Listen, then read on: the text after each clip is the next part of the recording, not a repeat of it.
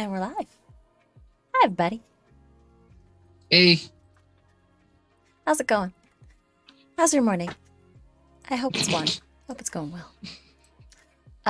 Yeah, it's Morning Ritual. Welcome, everybody, to our TTRPG talk show. Good time zone, all. Uh, I am one of your hosts, Anita. My pronouns are she, they. And down here, that's me. It means it's my turn. Hi, everybody. I I forgot to mute the Twitch tab I had open, so I was wondering why I was hearing double of everything. Um, I'm Noir. That's what happens next. I'm Noir, everybody. I go by he, they. I do things in the space. I have not finished my cup of coffee yet. So while I do that, we have a fantastic guest today. Sarah, tell us a little bit about yourself. Hi, I'm Sarah. My pronouns are they, them, she, her. And I am a disability advocate in the TTRPG space. I made the homebrewed combat wheelchair for 5th edition Dungeons and Dragons. And I've worked on a multitude of different TTRPGs over the past year and a bit, including things like Arthasorian games, It's Witcher and Cyberpunk, and also Paizo with Starfinder and Pathfinder, and other ones as well, like the official Hellboy role-playing game by the folks at Red Scar Gaming.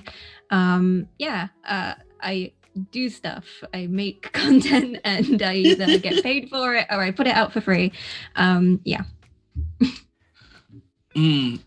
I gotta tell you, when I think of like Rockstar game designers, you do come to mind, because like, talk about noticing such a, like, I hate this question when I see other people ask it, because it's like it's only obvious after somebody feels the need, but it's like you saw that there was something lacking in the space, and you freaking knocked it out of the goddamn park.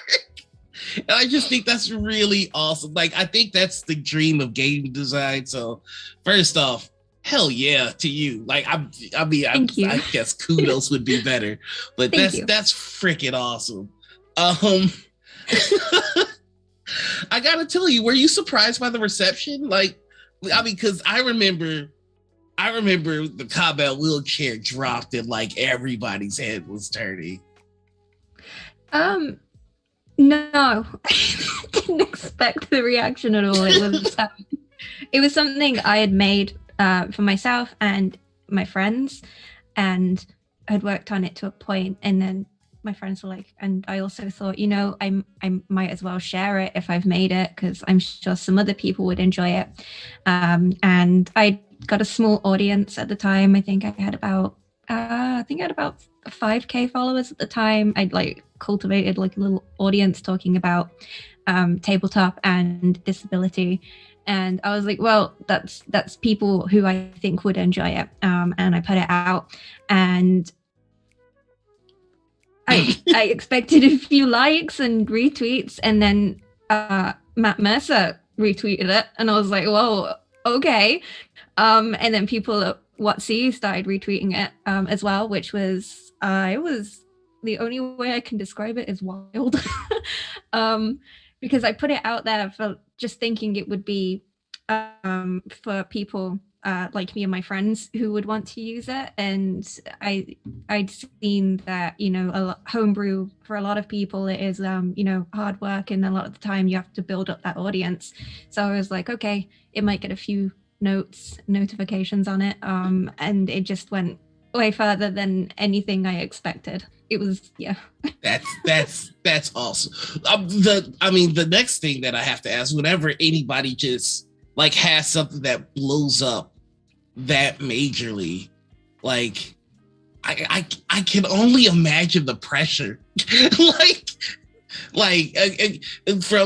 Going from creating something for yourself in a group of friends to having like the attention of WotC, Matt Mercer and all these people interested and invested in this idea. And like, I don't know about you, but sometimes I just make stuff to just kind of be like, eh.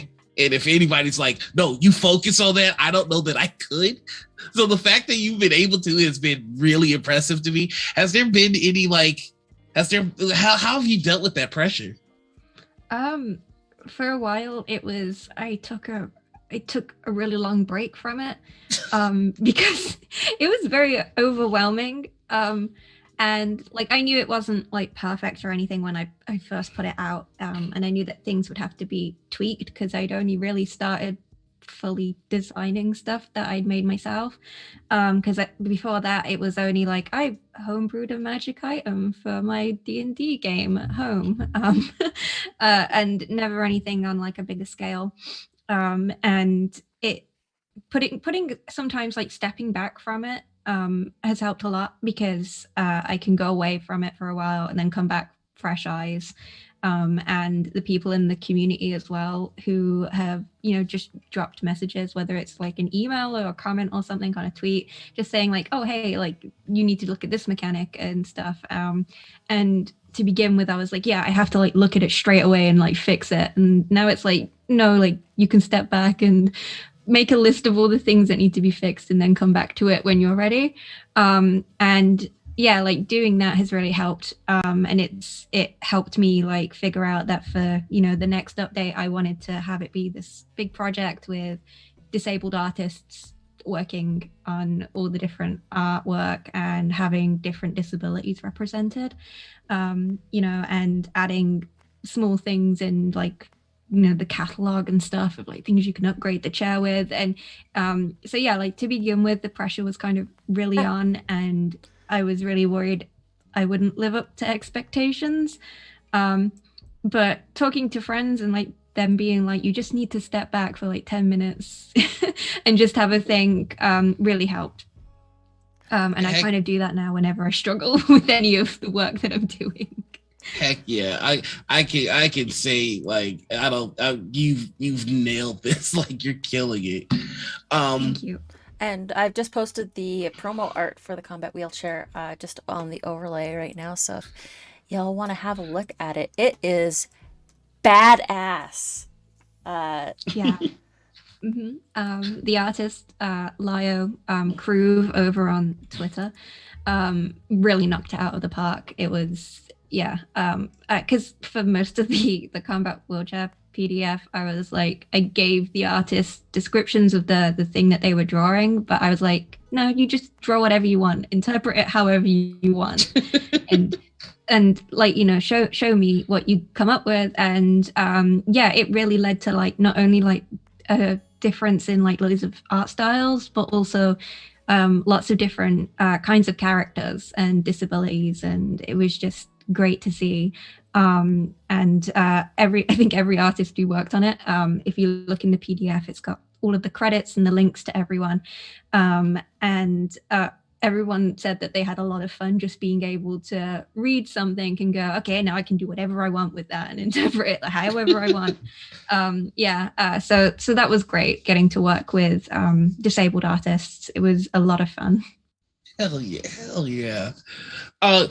So another thing that I definitely wanted to ask is like, you are synonymous with the combat wheelchair at this point, which I think is an awesome thing. But I also wonder if he like can get I guess the word annoying isn't the best word, but it's just like, is it harder for you to push other projects, or is there anything else that you kind of wish more people would talk about, like some of your other stuff? That was a terribly framed question. No, I get what you mean. Okay. It's kind of, the I guess you would say it's like the big thing in like my resume, I guess. Mm-hmm. You would word it. So it is what comes to mind. And sometimes it's less that it gets annoying, and sometimes it makes me doubt the other projects I'm working on, because what if they're not as good and what if people don't like it as much because it's not about a wheelchair this time, or if it is but it also includes prosthetics this time that I worked on, and what if they don't care about those? And I want people to care about them, because it's Right. really important we have that in tabletop. But yeah, it's been kind of hard to come to terms with that, but you know, I've realized that, you know, I've put it on my Twitter like a lot of times now, and I've also started linking it in any tweets that I make about the combat wheelchairs. Like, hey, here's other stuff. If you're excited by this, like, here's other stuff I've done that's on the same level. And I started doing that, especially after Paizo brought out quite a lot of stuff with Guns and Gears and the Grand Bazaar, the Lost Omens, which was, you know, there's a whole mobility shop and upgrades for wheelchairs and prosthetics and all sorts. Yeah. And yeah, like, you know, people were then drawn to that because Pathfinder, I found, is kind of like, everybody's like, oh, D&D is like the big TTRPG, but Pathfinder, I would say, is like also solidly very much played, at least among the people I know. Like, it just, there's a lot of players for it.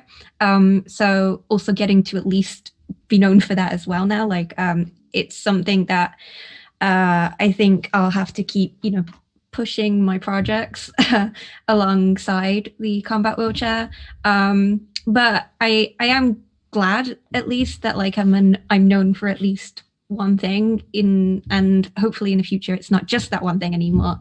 But yeah, it's been good because people are like, especially publishers and stuff, turn around, they're like, okay, so we heard you did a combat wheelchair. Like, I've had emails where people are like, hey, you did a combat wheelchair, can you do that for our game? Like, we'll show you the system, can you do that for our game? So at least, you know, like, it's helped in that terms as well. Yeah, it's been yeah, so it's kind of less annoying and more just like, I feel like it can be overwhelming sometimes, like, is the thing I'm making, you know, the same level of this, and will people care about it when it comes out? I mean, first off, I think you and Pathfinder is a perfect fit. I'm just now learning Pathfinder, and there's just so many options.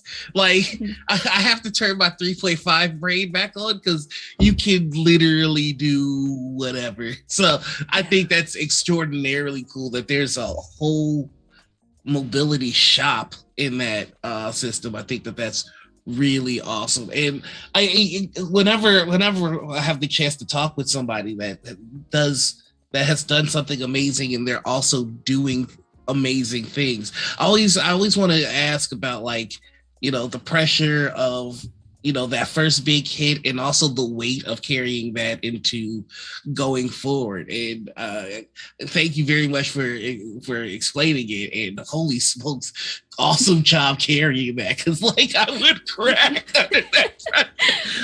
Yeah, there have been times where I've nearly cracked.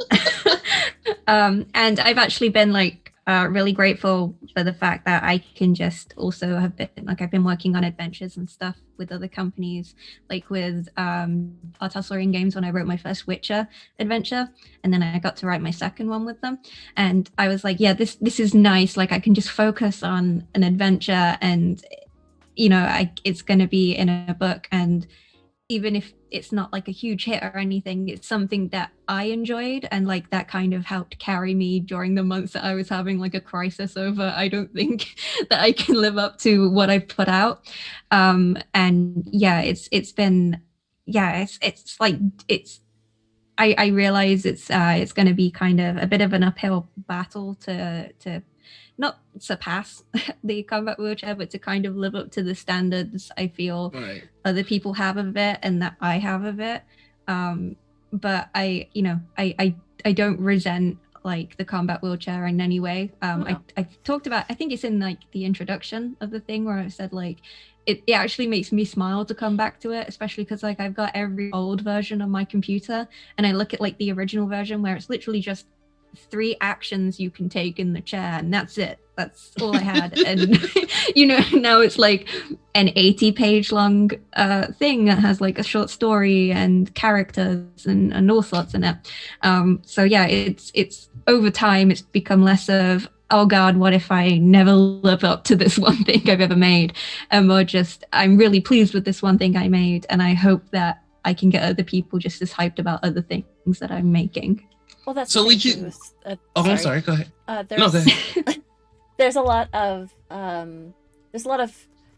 people that will do just the one big thing and then just not do anything else, but you obviously are still putting in the work and making sure that you follow it up with more projects for other companies. And it's like, no time to feel imposter syndrome, I'm too busy, let's just go in this direction.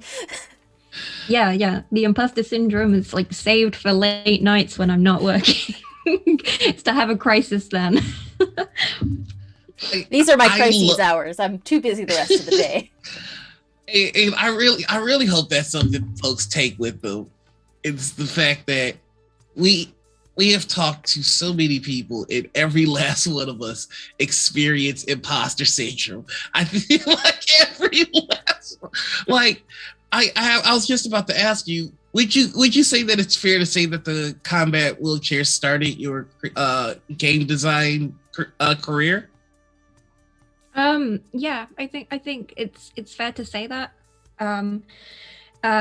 Even though before that I got took on by Artalsorian Games literally like a month before I put the combat wheelchair out. And with it's kind of like awkward with like the way everything lined up, because everyone assumes combat wheelchair first and then I got into the industry, but I managed to kind of get my foot in the door about a month before. And if anything, the combat wheelchair like kickstarted, I guess, like the career, and Artalsorian Games have been so sweet in the fact that they taught me about good game design and helped me with ideas and stuff, and it has been a delight to work with them every single time. I love working for them, and yeah, they have just been really supportive, and I think if they hadn't have helped me like after I came straight out of university and didn't have a job or anything, without them I don't think I would have been able to carry on making stuff of like a good level, and they've helped me pace out adventures and character concepts, and to be aware of your audience when you're writing something, and how to make a nice story without railroading characters and gamers and stuff. So yeah, it's been kind of a mix of both. That like I would say the combat wheelchair got me on the scene, I think, but it was Artalsorians who kind of like kicked down the door and made sure my career kept going after I'd started. That's all. I was just about to say, we will show you the way. Yes. I was just about to say, I have seen many people in this space come up with something brilliant and not leverage that into a career, which is like, it's always kind of sad to see that. And it's the exact opposite with you. It's just like, yep, I did this dope thing. Let's make more shit. And I'm just like, I love that attitude, and I aspire to it. Yeah, I think because like with the combat wheelchair, like it was such a passion project that I was like, I just want to do something where my job is making stuff that makes me happy and also makes other people happy and can make my friends happy. So getting to do that kind of attitude of like, okay, one project out, let's go, like rail up another project. It's just been that's what I want to do, like for as long as possible. And not to harp on this one section of your entire career and personality, but the last question I think I'm going to ask on this is, like, seeing, I believe the combat wheelchair has been featured on Critical Role and Dimension 20, and Adventure Zone. I don't know. I don't watch that one. I'm not sure about that. Oh yeah. But it was like also that, on Rivals of Waterdeep. Yep. I should know that one. Don't tell my boss.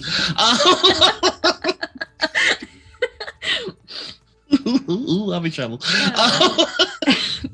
It's sure Tanya won't get you in too much trouble. It's always been very surprising seeing it like turn up in places, whether it's something that I knew beforehand like I knew with Critical Role that it was going to be on, like, you know, at least a week beforehand. That was the worst week of my life trying to be quiet about that. It was so hard. Yo, NDAs suck, bro. And I was, but then, you know, I would be watching something, or I'd get a message from my friend, you know, something ridiculous in the morning, like, hey, you should tune into this like show or watch it later on YouTube and whatever. But your wheelchair appeared on it. Just thought you would want to know. And I'm like, oh, okay. It's like, it's the same feeling when I find the miniatures for the wheelchair, like just out in the wild, you know, like I just discovered them somewhere, which is always like a really great feeling. It kind of sinks in that, you know, people use it around the world, people use it. And yeah, it's always very wild, but, you know, amazing to see and very flattering to see as well. I have to apologize to you and the audience, Sarah, because I said that last one was my last question, and it's not. This is my last question. I'm going to ask you to be real with me. You don't have to if you don't want to, but have you dunked on anybody with your success? Because I'm a petty motherfucker. I know. I know if somebody had talked wild brazy to me at any point in my TTRPG community, like career, I'd just be like, you might want to check Critical Role right now. Click. I haven't like dunked, I guess, on anyone, but like there are like things that like you said, out of pettiness, I have remembered. One was a guy who tweeted at me when I was talking before I even posted the combat wheelchair about how, you know, just even a wheelchair in D&D would be good, or a TTRPG would be good. And he came in like all snarky with like, oh, if you want a virtue signal so much, make it yourself. And then literally a month later, I was like, there it is. I've done it. Anything else you'd like to say, sir? Just small things like that, like people who commented on threads and stuff, like with real ableist rhetoric, and it's not realistic. Yeah, in a game that has submarines, ships in space, and dragons, but okay. And yeah, it's the funniest argument for that, by the way, was someone saying, oh, but it wouldn't fit through a doorway. And I'm like, all doorways are set to 5 feet wide in D&D because of the way their maps are scaled regardless. And how big do you think a wheelchair is? It's like at most 3 feet wide. It's not how it works. Yeah, that one. But yeah, like remembering just small things like that of like people who try to I guess shit on it, or be horrible for either the sake of being horrible. Yeah, like just remembering, like, oh no, like I it's been on Critical Role now, and I have seen that same person who complained about it then complaining about it being on Critical Role, and I'm like, can't really do anything about that. Can't do anything. Not mad, homie. Actually, yeah, it's yeah, small things like that, and like it's just wild, I guess. The kind of arguments, like it just reminds me of how like wild, you know, some of the arguments were for like why wheelchairs shouldn't be in D&D, and I'm like, yeah, with wheels, that's all it is. Yeah, that like, yeah, there's you know, to the point where we even made like a joke out of the ableists, where we started playing combat wheelchair bingo in the comments, like reply with an image of like a crossed out like thing that they'd brought up, and stuff like that. So, you know, like getting to shoot down people who just didn't think a chair with wheels was possible in a game where magic exists. I don't know. I have an artificer that can make grease fly out of their hands by throwing butter on the ground and building a literal tiny atomic robot that looks like a little buddy. But no, a chair with wheels? I gotta tell you, step too far. If you sold the combat wheelchair bingo shirt, like just with all the crap that they said, I would probably buy that shirt. Yeah, like it's I can't even remember who like initially started it on Twitter, but like someone replied with it, because somebody went on like a long rant, like some ableist went on a long rant in the replies, and they just replied to it with "Congrats, you got wheelchair bingo," and all of them were like crossed out. It was amazing. And it like each square was something like, "Oh, doorways are like too small for wheelchairs. Why have a wheelchair when you can just magic your disability away?" Is another one. And then but my realism in D&D, it's ruined. Yeah, so people are wild, like but seeing how for the most part, like the community, the D&D community, and some of the TTRPGs as well, certainly the community still has an issue with ableism, because it keeps coming and going on Twitter, not on just my Twitter, but on other disabled people who make stuff in the community, their Twitters as well. And it's like, it's just, like, I'm glad though that at least it's not as bad as it was, at least when I brought the chair out, like in terms of reactions to the chair, because now I can put out updates on it and people are excited for it. And there are like very few lashback kind of comments on the tweets, but yeah, like we still certainly have a problem with ableism in the community, and gotta keep pushing back against it. Like it's just one of the many problems the community has. Keep punching grognards in the face. That's what I say, baby. I do know that you did go through a certain amount of harassment, just making the game more accessible to everybody. And first off, thank you for going through that, and also screw those guys. Yeah, it was, to begin with, it was very intense, and it was also it also kind of like you said, with coming like that kind of attitude of like, I've made this one thing and I'm going to come back and make another thing. It kind of contributed towards that, because I was like, the people who got angry at that, and it did get really overwhelming with the kind of harassment that I received, even to the point of death threats in my email.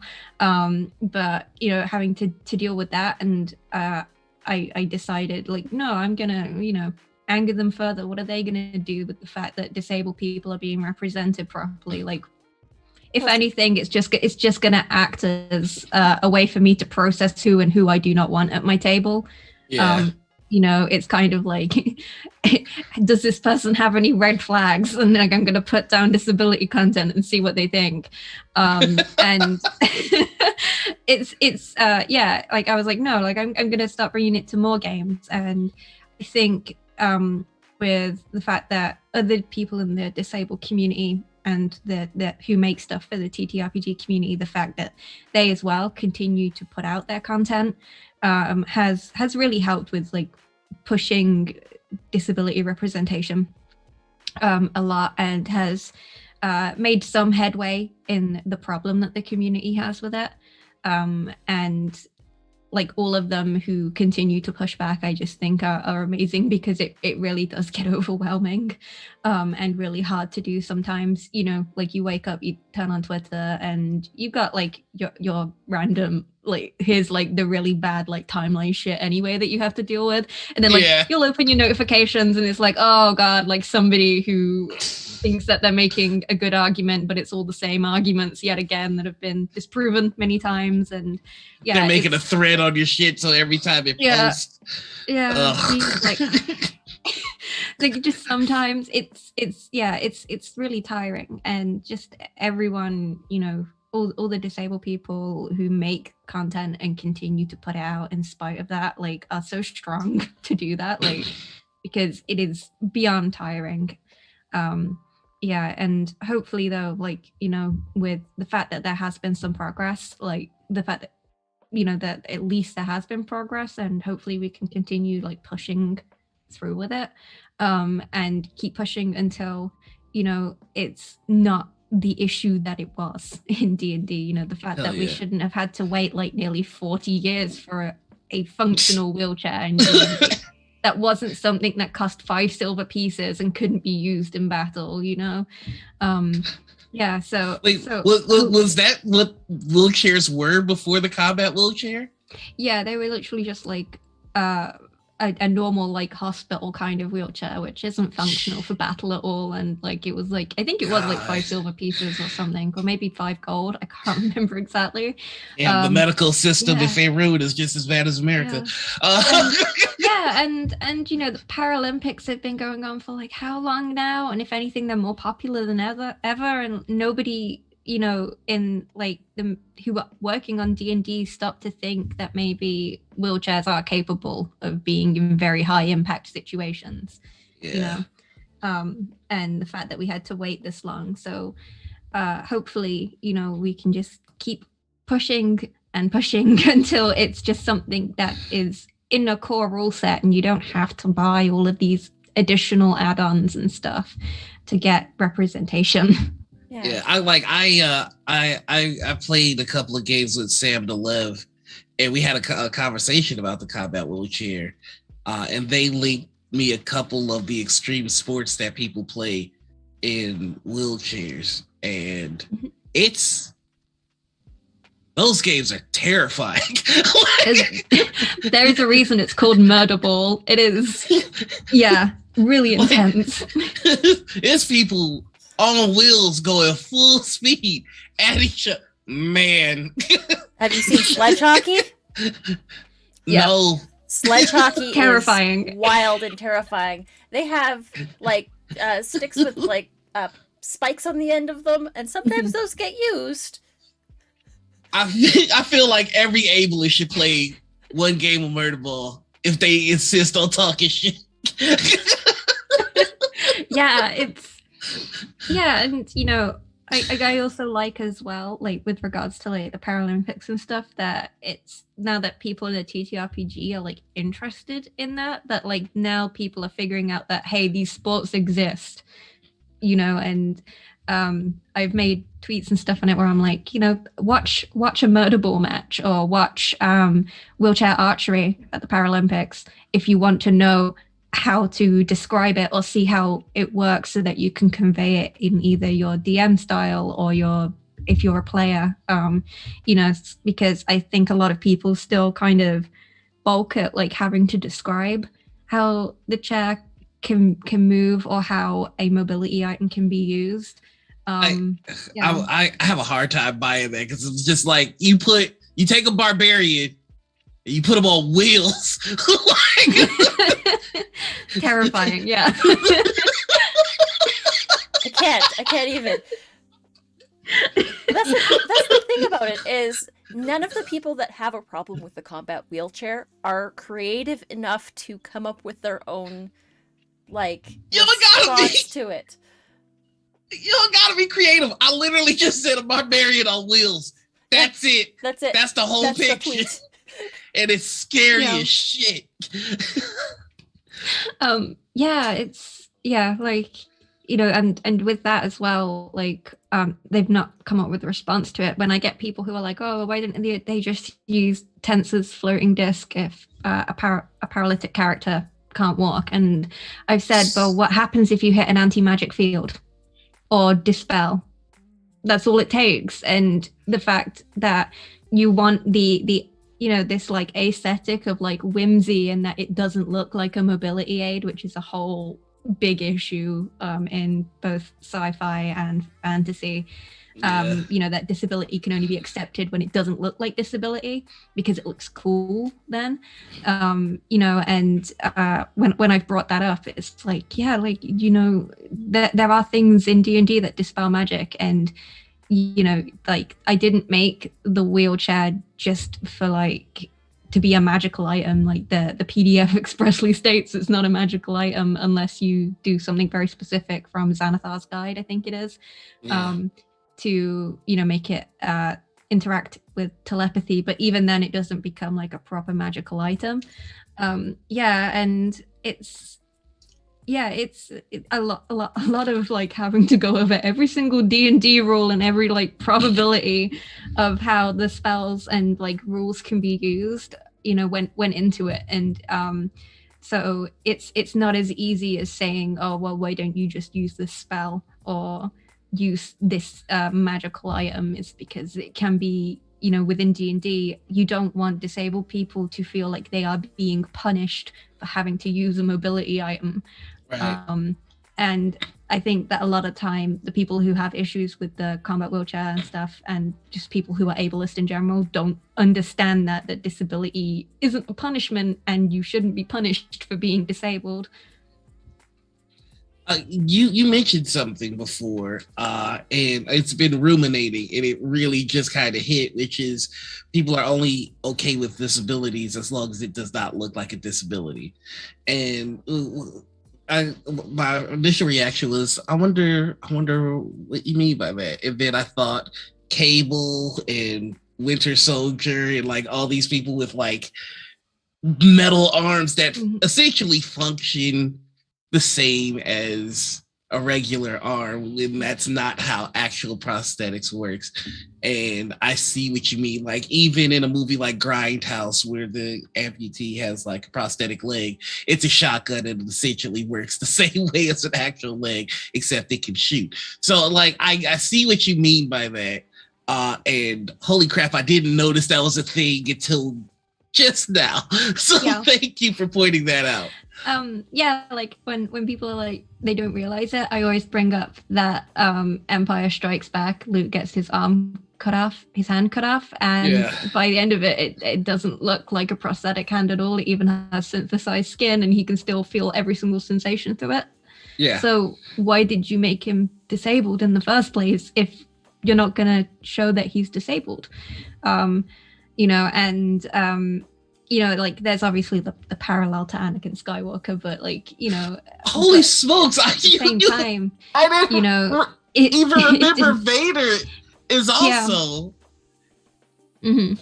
Yeah. And like, there's that kind of, I can't remember what it's called. I think there's an article on it, which is they refer to it as sci-fi syndrome, which is where people who think that mobility aids can only be really, really cool is actually damaging the industry for prosthetics, because people think that they can only look really cool, and it's ended rocketing costs up, and a lot of disabled people can't afford those prosthetics, even though they're sold as basic prosthetics because they're cool looking and you're paying more for the aesthetic of the item than what it does. And it also kind of makes disabled people feel alienated, because like they seem like, that the prosthetic must do something awesome to therefore be justified as to why it's there. And yeah, it's like a really like big argument in the, like, especially with sci-fi and fantasy, because you have like pirates as well in things with having like eye patches and peg legs and hooked hands and prosthetics and stuff, but they never actually talk about the disability that they have. It's just there to look cool because they look cool because they have a disability. And yeah, it's something that not even I as the disabled person really thought about until I got like kind of involved in this more and was researching about it. And yeah, you see it a lot. You see a lot of characters who have these disabilities, except they don't look like disabilities, like you said, especially with superheroes, because they look cool and therefore it's fine and you don't have to think about it.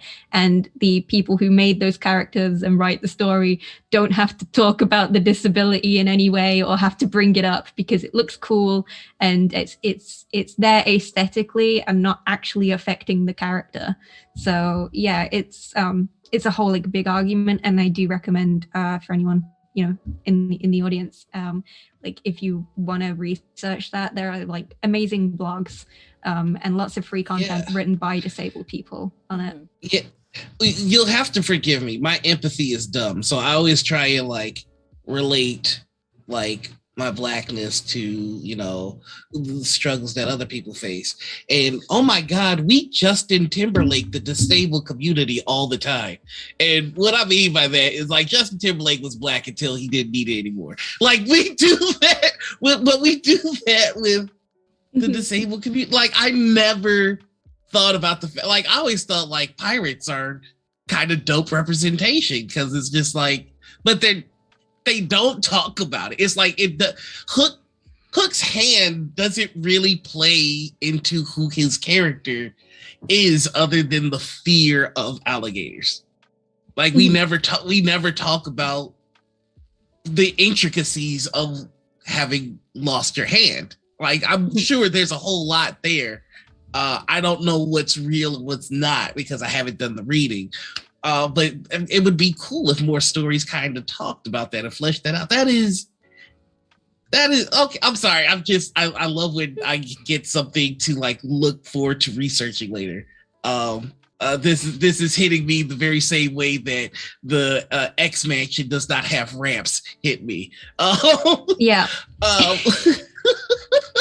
Yeah. That still blows my mind to this day. I remember pointing that out to someone and they were like, I can't watch any of the movies or read the comics without looking in the background. Like, they're all stairs. There's no ramps. There's only like one elevator and it goes down to the basement. Like, how does he get upstairs? And I'm like, exactly. How?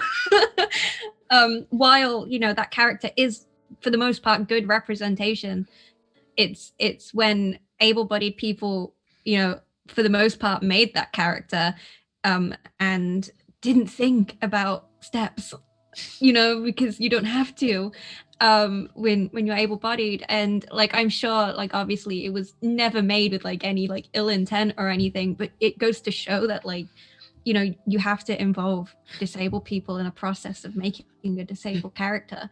And even when I make a character with my conditions, I still ask other people who have those conditions just to make sure that I've covered everything, because obviously I've talked about it on Twitter a lot, but, you know, disability is not a monolith, it's a spectrum, and each lived experience is different. We can kind of generalize to make sure that things are being portrayed sensitively and accurately, but you're not going to capture everyone's experience, which is where you need to do like your research, and you need to think more about how a disability has impact on your character and how it affects them, because, you know, you live as part of your disability and your disability lives as part of you. It's not your entire identity, but it's certainly a significant part of it. And it's not this thing like with the pirates where it's just there to make them look cool and badass and then never come up ever again. Like beyond just I have this cool hand. That's it. That's the character. So I've got two thoughts in my head right now, which is, one, we're a very strange society in the sense that we can have pirates with disabilities and go, oh my God, that's cool, and then not want to know anything about it. Like, and the second thought is, there are many times where I can watch a Black character on screen and go, oh, that for sure is written by a white guy. And it just hit me like the same is true for the disabled community. When they watch something, you can I'm pretty sure they can tell, oh, this is somebody that has not lived that life. And I think the same is true for the LGBTQA plus community. The same may be true for femmes. It is just like, we have been fed so much media about us, not written by us, for so long now. Or the representation that you do get is not done in good faith. Like, for example, I'm looking at you, The Flash, and Eobard Thawne.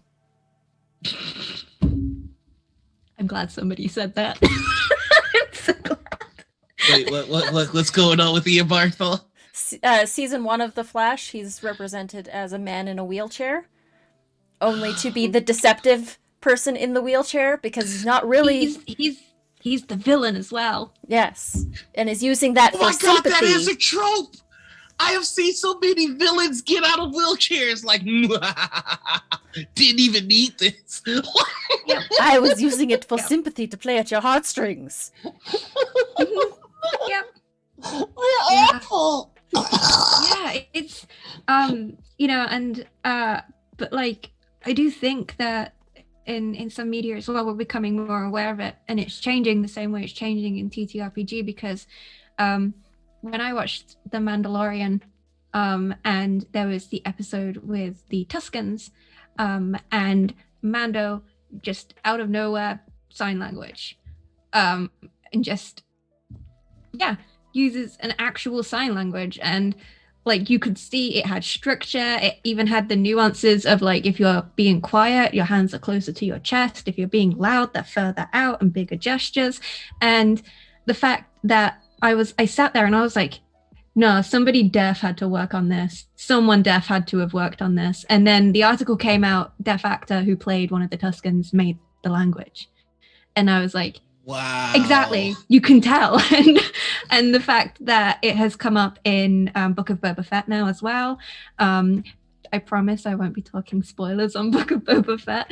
But yeah, like the fact that the Tuscans there as well use the sign language, and Boba in it also uses the mix of sign language and words, like spoken word as well, which is also another way to use sign language.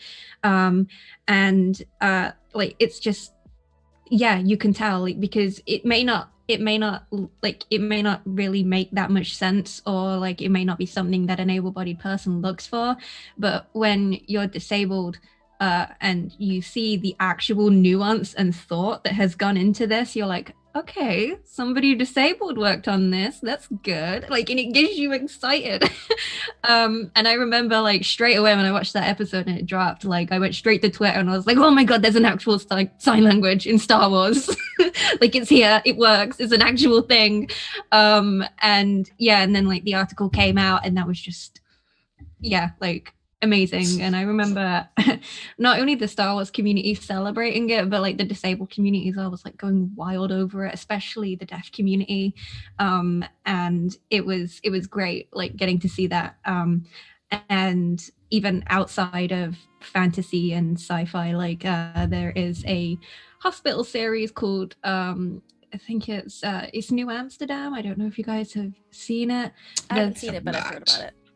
There's an episode in season 1 in which a deaf woman gets a cochlear implant because she feels she has to do it for her girlfriend, because her girlfriend can hear but also knows sign language.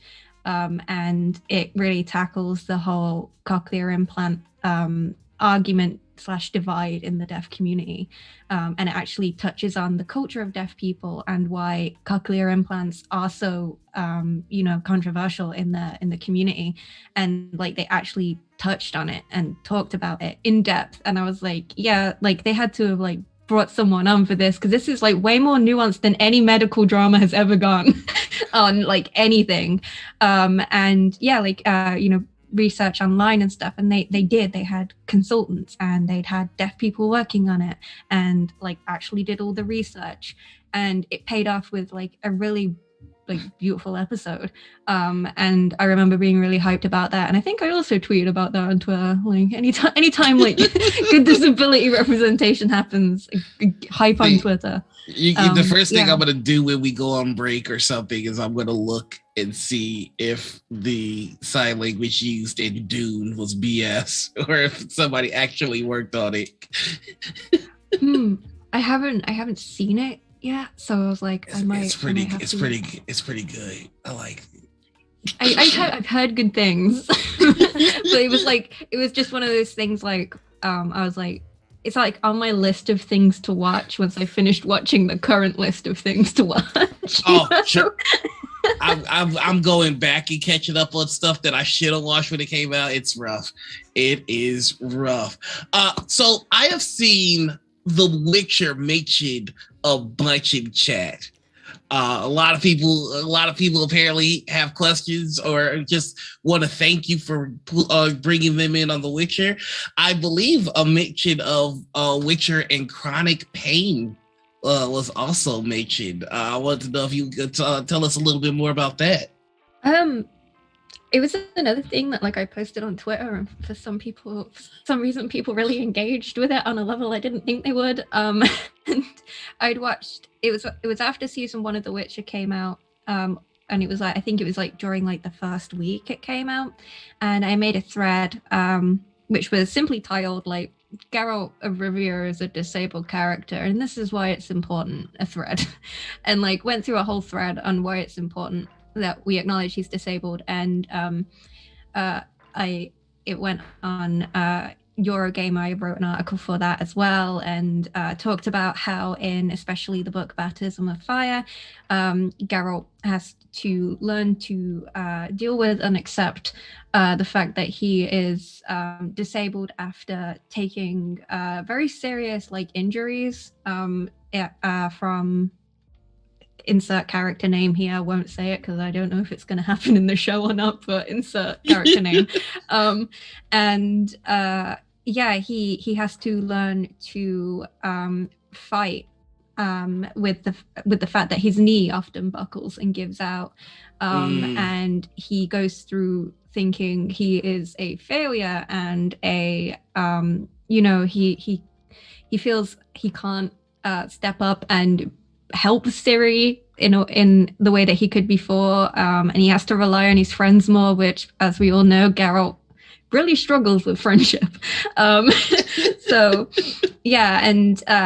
It was he has like chronic pain from it, and arguably as someone with osteoarthritis, like he shows a lot of symptoms of that. And like there were people who like tried to argue. One was a really ridiculous argument of, oh well, he's like still this great fighter, so so professional sports players who take an injury and come back to play sports are disabled now even though they've got pain. Yes. Sorry to surprise you, but yes. Chronic pain is a disability. I think it kind of surprised people because like they had to realize that disability is more than a wheelchair or a prosthetic. And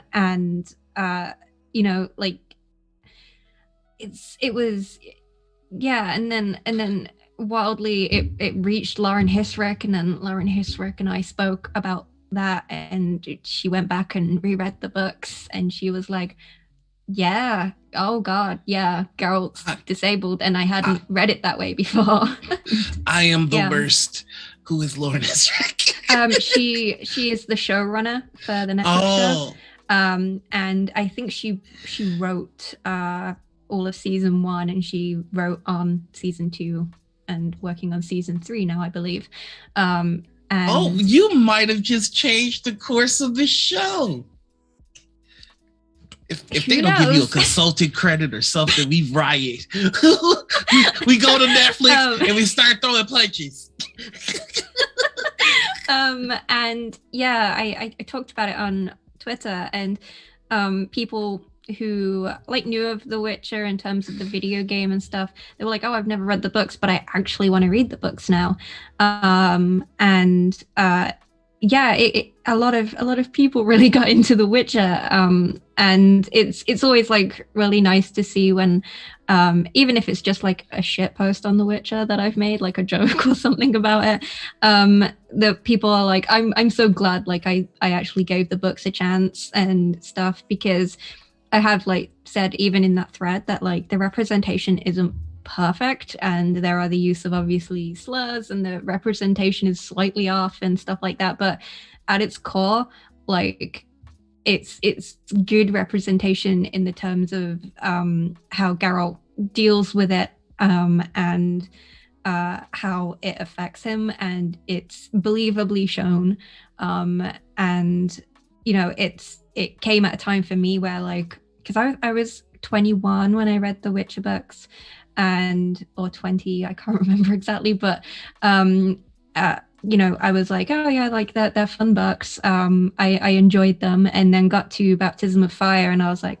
ooh, hold on, Geralt's got chronic pain, and like me, and he doesn't like himself because of it, like me, and it meant a lot to see that he still went out and did those things and learned how to do it with his disability, rather than like being portrayed as anything as less of a person. because of his disability, and getting to see that. And I mean, that book came out in the 80s, and that's kind of like pretty forward thinking for 80s fantasy. And yeah, it just meant a lot, and it's like why I kind of had to go off on a rant about it on Twitter and why it's important. Because and with the video games and stuff, I mean, the video games is professional level fan fiction anyway, because it deviates after a certain book from the timeline, and it's professional level fan fiction, and so is the show as well, because they've changed some stuff. So I understand why it wasn't in the video game, but to see it, in the books, and the fact that it might get touched on in the show at least, would be great. And I think they have the opportunity to do some really excellent representation if they put in the research and don't 100% rely on the book that uses slurs for certain disabilities. Maybe don't rely on that. Yeah. But I do feel though, like that hopefully they will try really hard with the representation and get the people on who like and involve disabled people and the disabled community, and especially the disabled community that love The Witcher, because there are a lot of disabled folks out there who love The Witcher. I do have high hopes that we might get some really like solid representation out of that, and I think it would be great. Because I love The Witcher, and honestly, it would only make me love it more, which is like an impossible thing to think of, because like I already love it a lot, but it would only add to it. And getting to rope people into like liking The Witcher with me, like that's one way that I drag my followers into hell with me. It's like yes, read The Witcher books, come. So I've got a question to ask, which is, and I know that this is just, it's one opinion to another opinion. Would you want to see Henry Cavill, Henry, what, the hot guy? Would you want to see him play that aspect of Geralt's story? Because I do know that there are some mixed feelings about able actors playing disabled characters. It's one of those areas where you really want, obviously, it to be a disabled actor, because they understand the experience, from having lived it themselves, and it adds more believability to a character if the character themselves has a disability. It adds more depth and nuance, I usually find, in media. But at the same time, like, I think because obviously he's been cast now, and the season 1 came out, and the disability discussion kind of came about after I made that thread on a show that was already out. So the kind of the characters and everything are set in stone, and I do think that it will be very much that fine line of walking between portraying accurately and trying not to be a stereotype, or or really playing it up to the point where disabled people are like, that's not what it's like, and that feeling, like you were saying, like, I can tell that a white person wrote this. It's like, I can tell that an able-bodied person did this. Like, you kind of want to avoid that, and it's why I hope that the team working on The Witcher, really do their research and due diligence and reach out to the disabled community, even if they reach out to other disabled actors who could, perhaps give pointers to Henry on how to portray that kind of disability. I do think like it will be something that can be done well, and I would have preferred someone representing Geralt to be disabled themselves, but at the same time, I know that it's he's been cast now, and it's Henry Cavill, and Henry's done an excellent job of being Geralt, to be honest. Like a genuinely amazing job. Like you can tell that dude is a big nerd. Like you can tell. And kudos to you for just not saying he's fine as fuck. I would love a job where essentially I get to cosplay as a character and make a show out of it. I would love that. So yeah, he's a great actor, and I do think you know he strikes me as the type from the fact that like just the way that he's also a big like TTRPG nerd himself, and from having seen on Instagram and stuff where he does like the little painting of his like miniatures and stuff, which is just great. I love that content. But and the PC building stream, oh boy. And, like seeing him just talk about things, like he seems like a really, you know, sweet, decent guy, and I do think, you know, he will try his damnedest to like get that representation in, because from what I understand on some articles on season 2, that he pushed for like Geralt to have more speaking lines, to be more like Geralt in the book. So, you know, I would trust him to be like, hey, it's written in the book, you got to damn well do it. You know, like with some of the people who worked on Lord of the Rings and stuff, with like trying to get it to be like as it is in the book, in the script. And so hopefully it will always be a kind of, well, at least for now, it will be a very touchy subject. And I do hope that the you know, the acting like community like actually begins to realize, hey, we should be hiring more diversely, you know, beyond like able-bodied people all the time and expect them to play disabled characters. We should actually be hiring disabled people, because there are a lot of disabled actors out there. And yeah, and a lot of the time, like the people who like those actors don't often know that they're disabled, because like it's the same way with I don't know if you've seen, but like certain musicians who are deaf, but because they aren't, you know, completely unable to hear, because there's lots of different levels of deafness, people don't realize, and then they're really surprised when they find out that their favorite musician is deaf. And yeah, like we still get that with disabled actors, actresses, and people in performance art.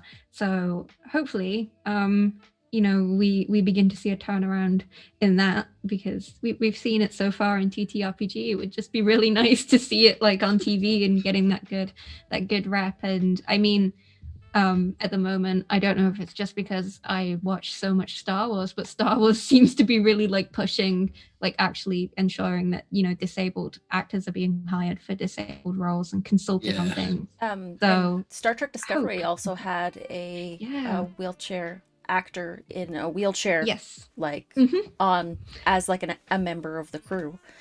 And that was great as well. Like they are just like in the background doing crew stuff, and the show didn't like try and like point it out. It was just it was just great. I loved that. Rolling through the halls, just doing their thing. Yeah, I just remember being like so excited when I saw that. I was like, I'm so happy. Like, that's great. I've been catching up on Discovery, and I'm like, some of this representation is just like chef's kiss. Like they've got a non-binary symbiont kiddo and a trans kiddo, and it just melts my heart so much to see like this good representation on screen. That's like just feeds my soul a little bit. Definitely. Yeah. And like with a wheelchair using person and actor being in Star Trek Discovery just reminded me in season 2 of The Witcher. I cannot remember for the life of me which episode, but in the background there is a wheelchair using character. Heck yeah! Wheelchair using person, I believe, with a wheelchair using actor as well, and it just is. And I'm like, oh wow! So if it can exist in The Witcher, it can damn well exist in D&D. Stop making ridiculous arguments. Still bucket shots. I love it.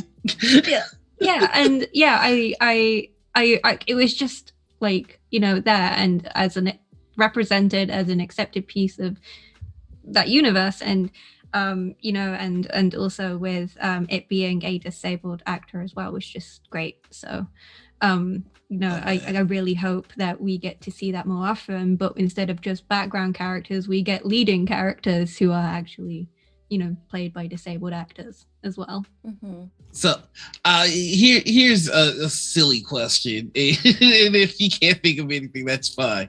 But we were talking about how we can kind of tell when whoever's writing isn't actually the identity that they're writing for. I like to call these eye rollers. Like I can always tell if a white guy is writing a black person by how often they mention the streets. So I was wondering. Yeah. Listen, I've been black a long time. I have not really mentioned the streets that much. They're nice. I prefer sidewalks. So I'm wondering, what eye rollers have you like? What's a dead giveaway where you're like, yeah, this they don't know what they're talking about. That a character's entire identity is their disability and trying to fix it. Just no. Bold, but no. Oh my God, do you know who fits that so well? And I would never have thought about it until you said this. The lizard from Spider-Man. Yeah. Oh, that bums me out. And yeah, it kind of ties into, like, especially with fantasy and stuff, like the genre of disability is usually inflicted on someone as a curse and they have to undo it. That's a whole thing. It's a couple of eye rollers for me. I love Star Wars a lot, but Darth Vader being a canonically disabled character who is a villain, and his suit is deliberately poorly designed so it keeps him in pain, and then therefore he will only be angry and able to hurt people. And I'm like, George Lucas, what were you on when you you signed off on that? I hated that his suit was basically life support and he died because they short-circuited his life support. I'm like, that don't taste good. And like it's for me, it's like, it's the fact that it's, poorly designed, because people who are in pain all the time, myself having chronic pain, can only be cruel and feel hatred towards other people because of it. And it's like, no, that's really not how it works. Like, yeah, sometimes I'll be in a bad mood, but I wouldn't want to go and like commit mass genocide on a planet because of it. Like, I'm sorry. I know this is it's not problematic, but I'm sorry when you said that. I just imagined you in a room full of younglings in the lightsaber. Okay, to be fair, you bring that up, and I had to try and explain to my mum when I was watching Revenge of the Sith why I laughed during that scene. And I'm like, no, you don't understand, but Revenge of the Sith, it's all just a meme. Like, terrible things happen, but it's all a meme. It's fine. But yeah, like, so, but then with some Star Wars stuff, like, I hold Darth Maul in the fact that, if you have to make a villain and they have to be disabled, that it should be as nuanced as Darth Maul was.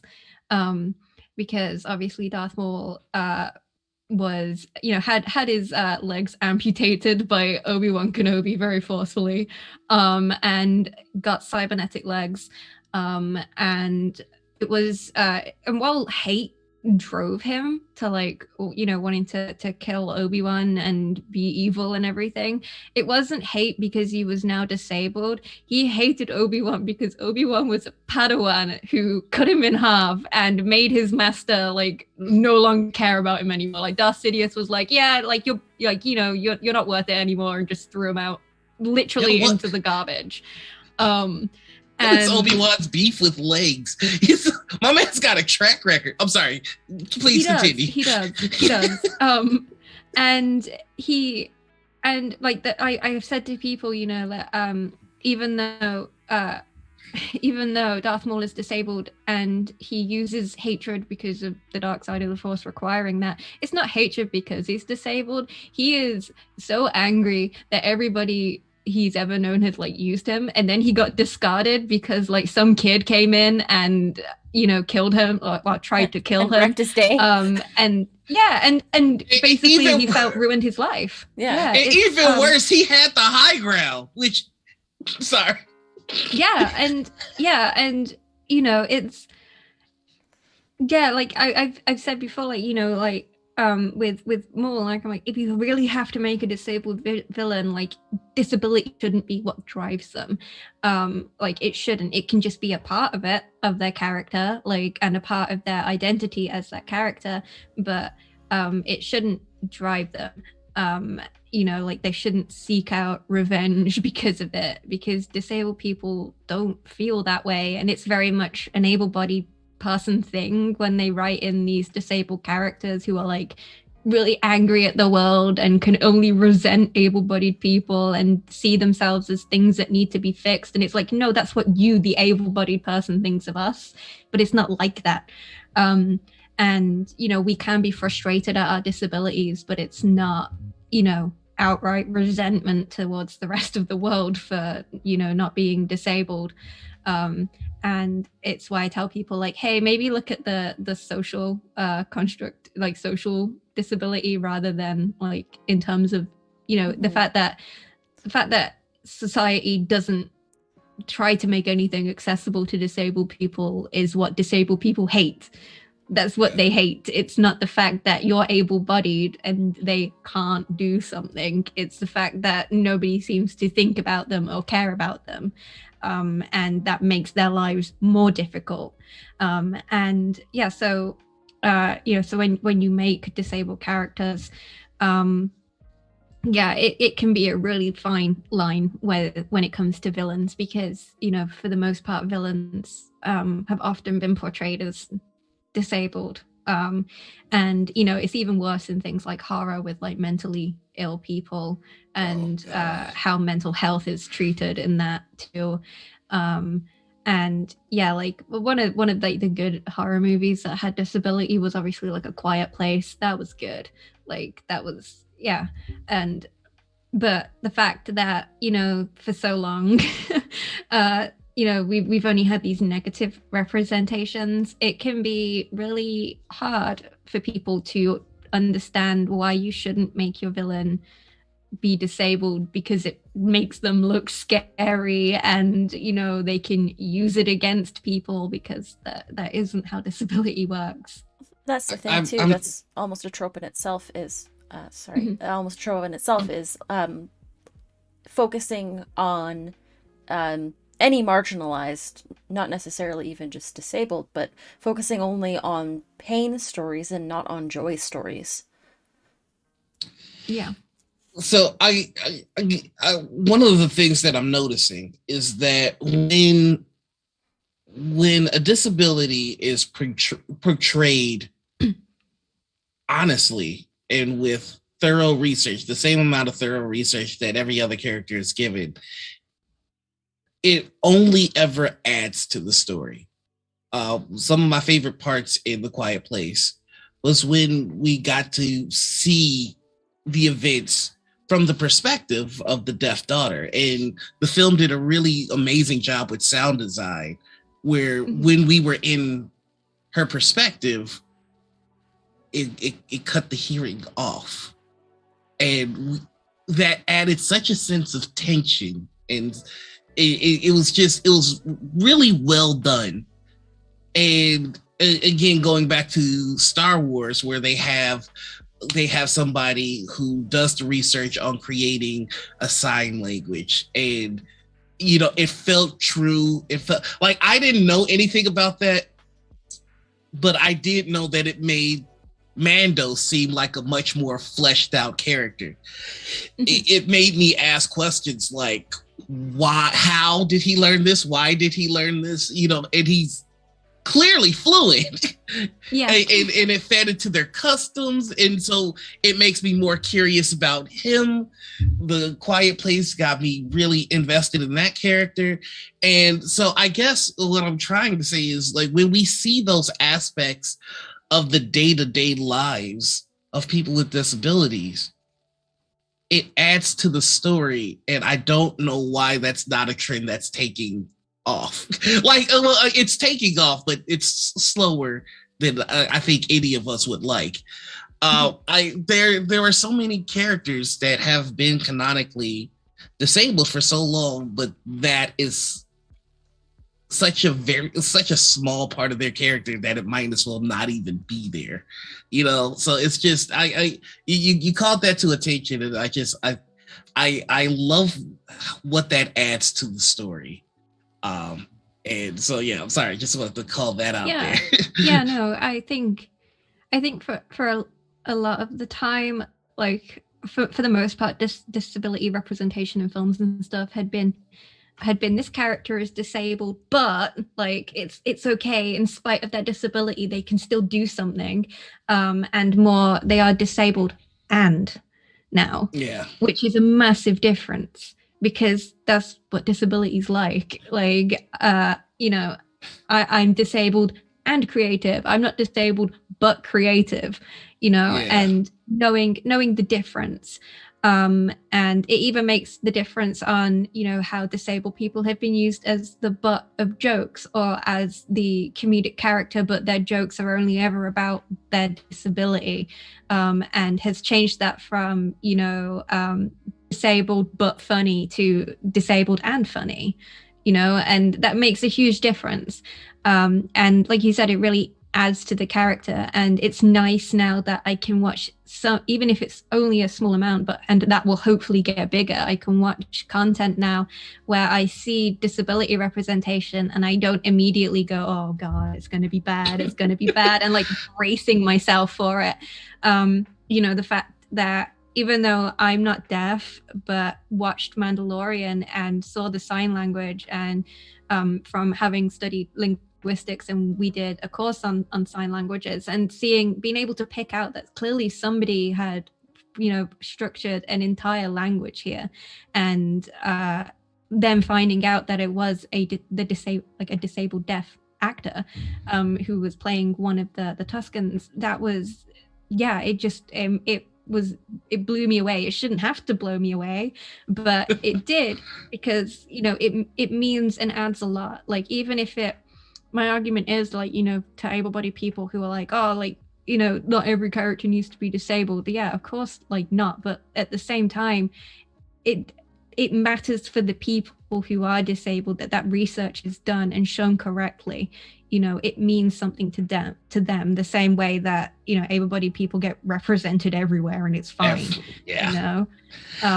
And, it's like, and it also serves as, showing accurate and positive representation, which I feel is like so empowering, as someone disabled myself. The fact like it's been shown as it is and not how able-bodied people only perceive us as.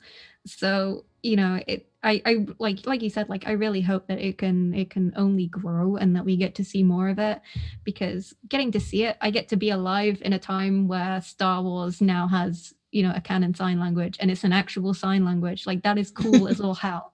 Like, I love that.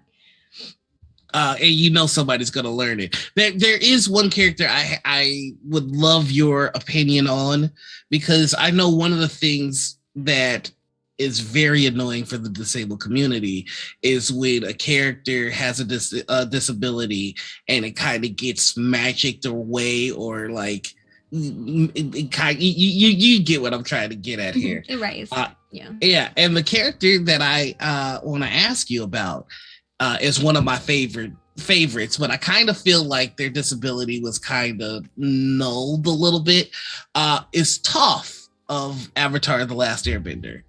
Who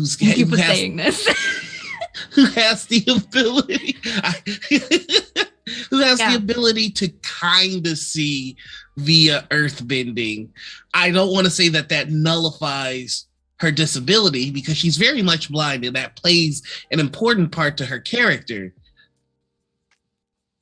But I'm a staunch believer in staying in one's lane. So I want your opinion on this because I would love somebody with a more informed insight. It's often referred to as the Daredevil problem because Matt Murdock, Daredevil, has the same problem. Yeah. Where he is blind, but his hearing allows him to perceive color and pattern without having to touch it. So technically he can still see, and it's like, well, why did you make him blind? Why? Like you've nulled it. like you said, you know, it's essentially, even if like that person didn't mean to, you've erased it. I'm so sorry to interrupt you. Can I just give out some random Daredevil trivia that always tickles me? Please do. So here's canonically how Spider-Man figured out that Daredevil was blind. Spider-Man and Daredevil teamed up to fight Electro. In the middle of the fight, Electro decides, I'm going to blind them to get away. It lets out a major electrical flare, and Spidey backs off, but Daredevil just keeps throwing hands. And then it gets to the point where Electro goes, there is no way that a seeing man could have survived that. Yeah. Or the only way that you could have done what you did is if you were already blind. And Spidey goes, Daredevil's not blind. What are you talking about? And Electro goes, oh, really? Daredevil, what color's my costume? Yeah. Daredevil goes, And that's canonically how Spidey found out. So, I'm sorry, it tickles me. But yeah, like that kind of you know, and it especially comes into stuff where there's magic or a kind of superpower in the universe that a character's in. You know, that the disability eventually gets negated by the superpower or the power at play. And it can be really hard. And like the thing is with Toph, it's like Toph for the most part is good representation, but like you said, you know, oftentimes you know, she does things that even blind people can't do, you know, or struggle with doing it in the way that she goes about doing it, and that's because of using magic and stuff. And and it's it can be really hard with that, like, because Toph is good representation as well in terms of having that kind of that sense of humor that disabled people have, of like joking about the disability but not in a way that like puts it down, like like when the characters like ask her something and she's like, I'm blind, like, you know, like when they ask her like, this, it sounds like a piece of paper. Like I love that, you know, like making jokes that kind of call out her friends on the fact that they forget often that she's blind.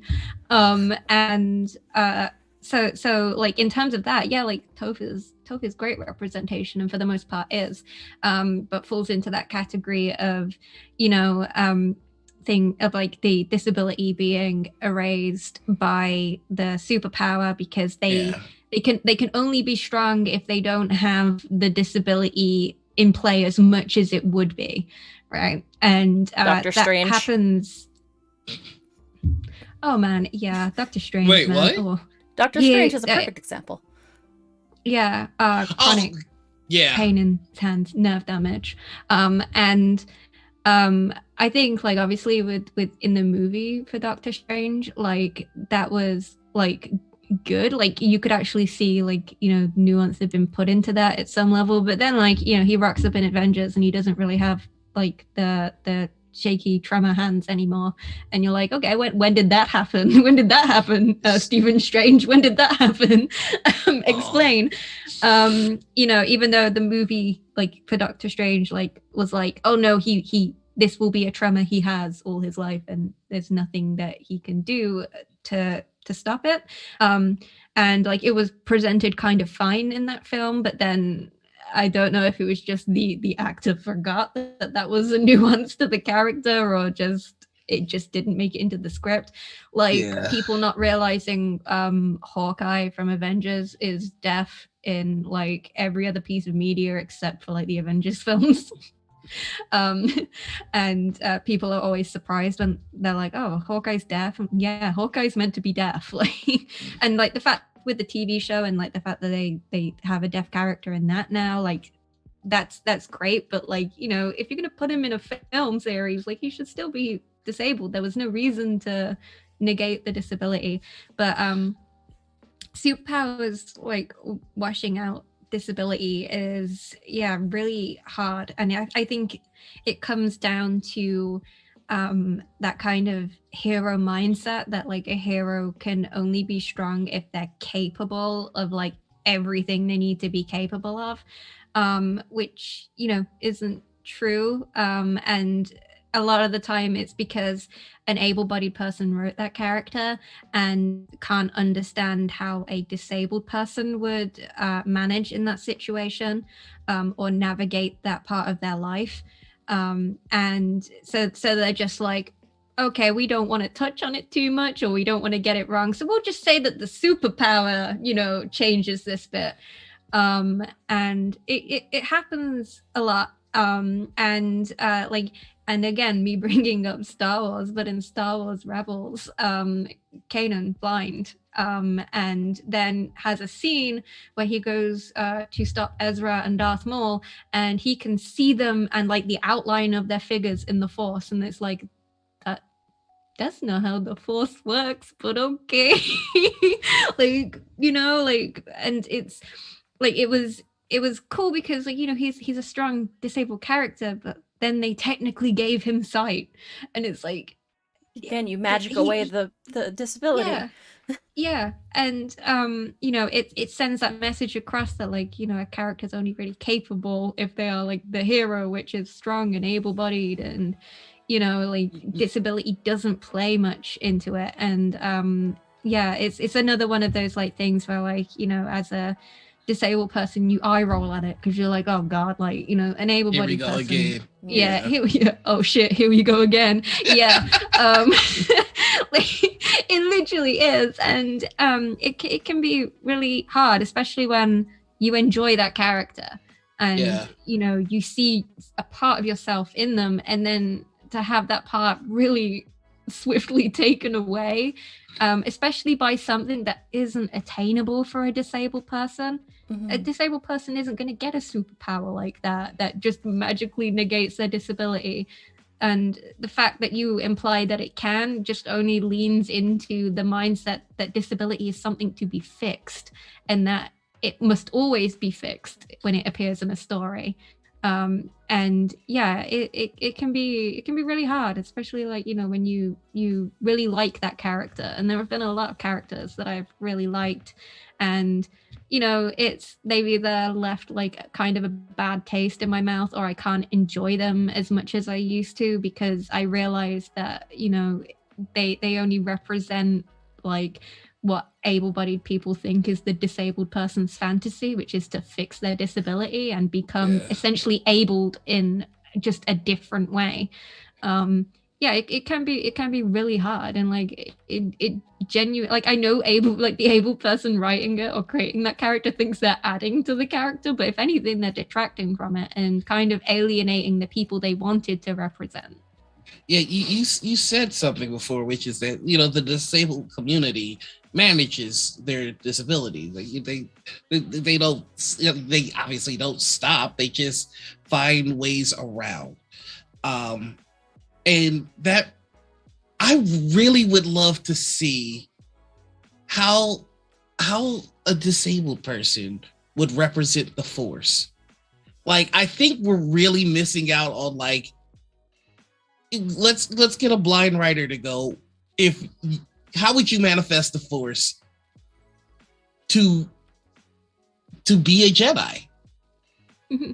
Like, I think that there are stories in that answer that are worth being told, and we're not getting them. There are some stuff from obviously which are now legends since Disney went canon. What's that? And cut it off, and reestablished the timeline, and we're only slowly integrating things back in. But there have been Sith and Jedi in the past who have been blind, but it still falls into that trope of like they can still technically see the Force, even though when you actually see a Jedi or a Sith in action, you only see the end result of the Force. You don't actually see it in motion. Mm-hmm. They feel it as a sixth sense. So why, like, I think even George Lucas said that, like, basically it is like a sixth sense for the body. And so, like, why would it then replace another sense? If anything, it should do what senses actually do when you lose one of them, which is the rest kind of compensate.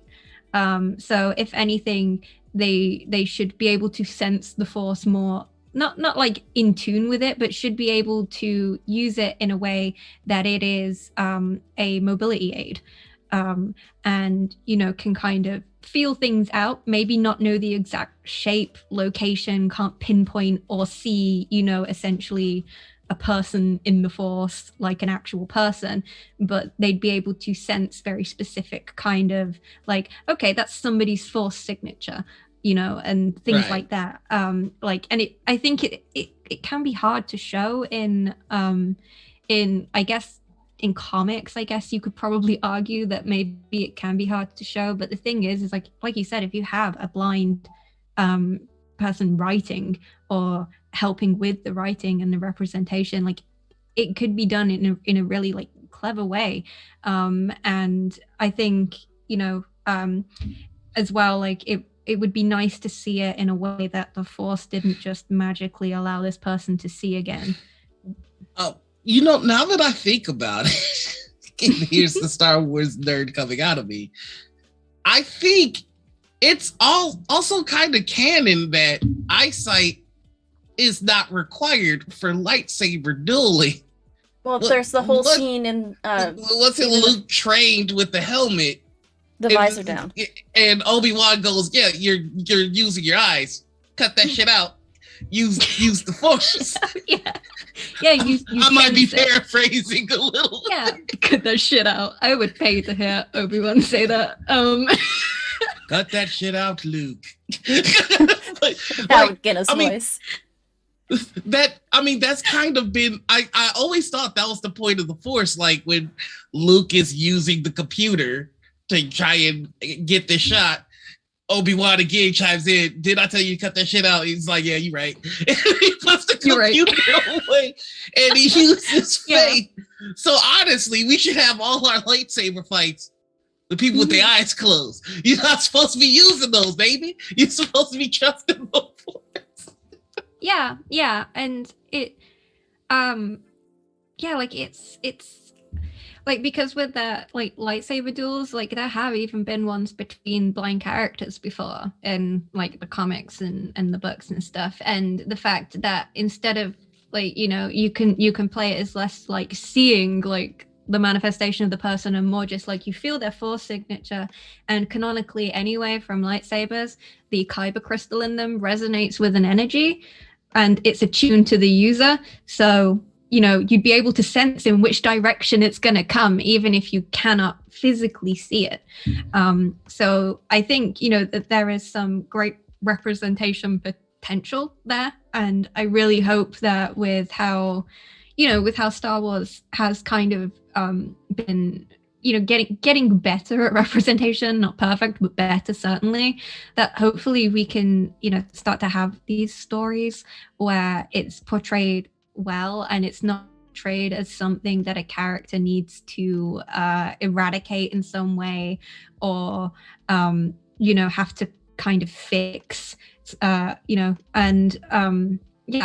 do think it would be really cool, like, to see, like, good representation of it, because I feel like that there has been really earnest representations through superheroes and and in Star Wars and stuff as well, but at the same time, like, it always kind of just falls short of the mark because they don't understand that disability doesn't necessarily need to be fixed, Mm-hmm. you know, in order for you to be a protagonist in a story, or even an antagonist, if you're Darth Maul, I guess. I would say villain, but like, who knows what Darth Maul's doing at this point, man? Like, he was like, fine, I got disowned by my master. I am now going to be a space pirate. Goodbye. Didn't he have spider legs for a bit? He did, yeah. That was actually the inspiration for the spider legs upgrade on the combat wheelchair. I was watching season 5, I think it is, of Clone Wars, and I was like, oh, that'd be really cool. Yeah, Clone Wars is really cool. And yeah, it's like I do feel like that hopefully we can get that representation, and hopefully I would love to see as well that we revisit these characters that were portrayed wrong in the past with better representation now, with the understanding that their disability doesn't need to be fixed, and it would be really just, I don't know, just be really cool to see that. I think it would just be like really, really it would mean a lot, and especially in things that people are passionate about, whether it be Star Wars or superhero films or anything else that people really care about, because it does mean a lot when you get represented in things. It really does. And this is also just proving the point that we need more disabled people in writing rooms. I am also getting very tired of people trying to magic away disabilities. Now that you've pointed it out, I keep thinking of like, well, what about this kid? Oh, wait, you're right. They use magic or science to get rid of it. What about this kid? Shoot, you're right. Like even one of my favorites, Geordie LaForge. Yeah. And the thing about Geordie's visor is it constantly causes him pain. Yeah. That's canon to the series. Okay, well I mean, it's just that, like, I'm also thinking about in season 2 or 3 of Korra, the Bender gang, and like there's this lady with no arms, but she uses like bending to have arms. It's just the whole thing. So like this, I really kind of want to do more reading on this. We have been at this for almost 2 hours, so there's one last question I want to ask you before we take a quick break, if that's all right. Sarah, here we go. There is a war in the tabletop community. All right. And there are two sides. There are people that think that crunching dice, putting dice in your mouth and just kind of chewing on it is an appropriate thing to do. And then there are those of us that think that crunching dice is a choking hazard, and it damages your teeth, and you don't know where those dice have been. Stop the crunch. So I have to ask you here now, what side of this war are you on? Are you a crunch crew member, or are you stop the crunch? I don't know. I think I'm probably somewhere in the middle of no man's land, where it's like, I like putting my dice in glass jars and shaking them. That's what I like. That's fine. Satisfying. That's but fine. Like, chewing them, probably bad. I would say bad, but I understand the temptation, because I am a dice gremlin. I do love dice. Like I have far too many dice. But then again, is there any such thing as too many dice? No. But like I've got loads of different jars for like different games, and I don't know, like I understand, like sometimes like I could imagine crunching on the FFG Star Wars dice. They're pretty, like, because they're all bright colors, and I mean, I get the temptation, but you don't do it, right? You don't do it. You don't do it. but like I think there are people now who like actually make candy dice, like sweet dice, and that's what we tell the crunchers. That's what we tell the crunchers to do, to go eat those candy dice, but they say that's crunching, not crunching. See, they want to crunch the dice. And I, for one, think that if you put dice in your mouth, you go to jail. So Law and Order Special Victims Unit. I mean, like I think I personally wouldn't crunch my dice because of how much money I've invested into them. Mm-hmm. But like, I would crunch dice if they didn't cost so much money. Like, if they weren't my dice and they were clean dice, I'd crunch the dice. No, you don't mean that. You know what? Sorry, guys. Interview over, stream over. You think you know somebody? I'm sorry, button. Sarah. You're going to jail.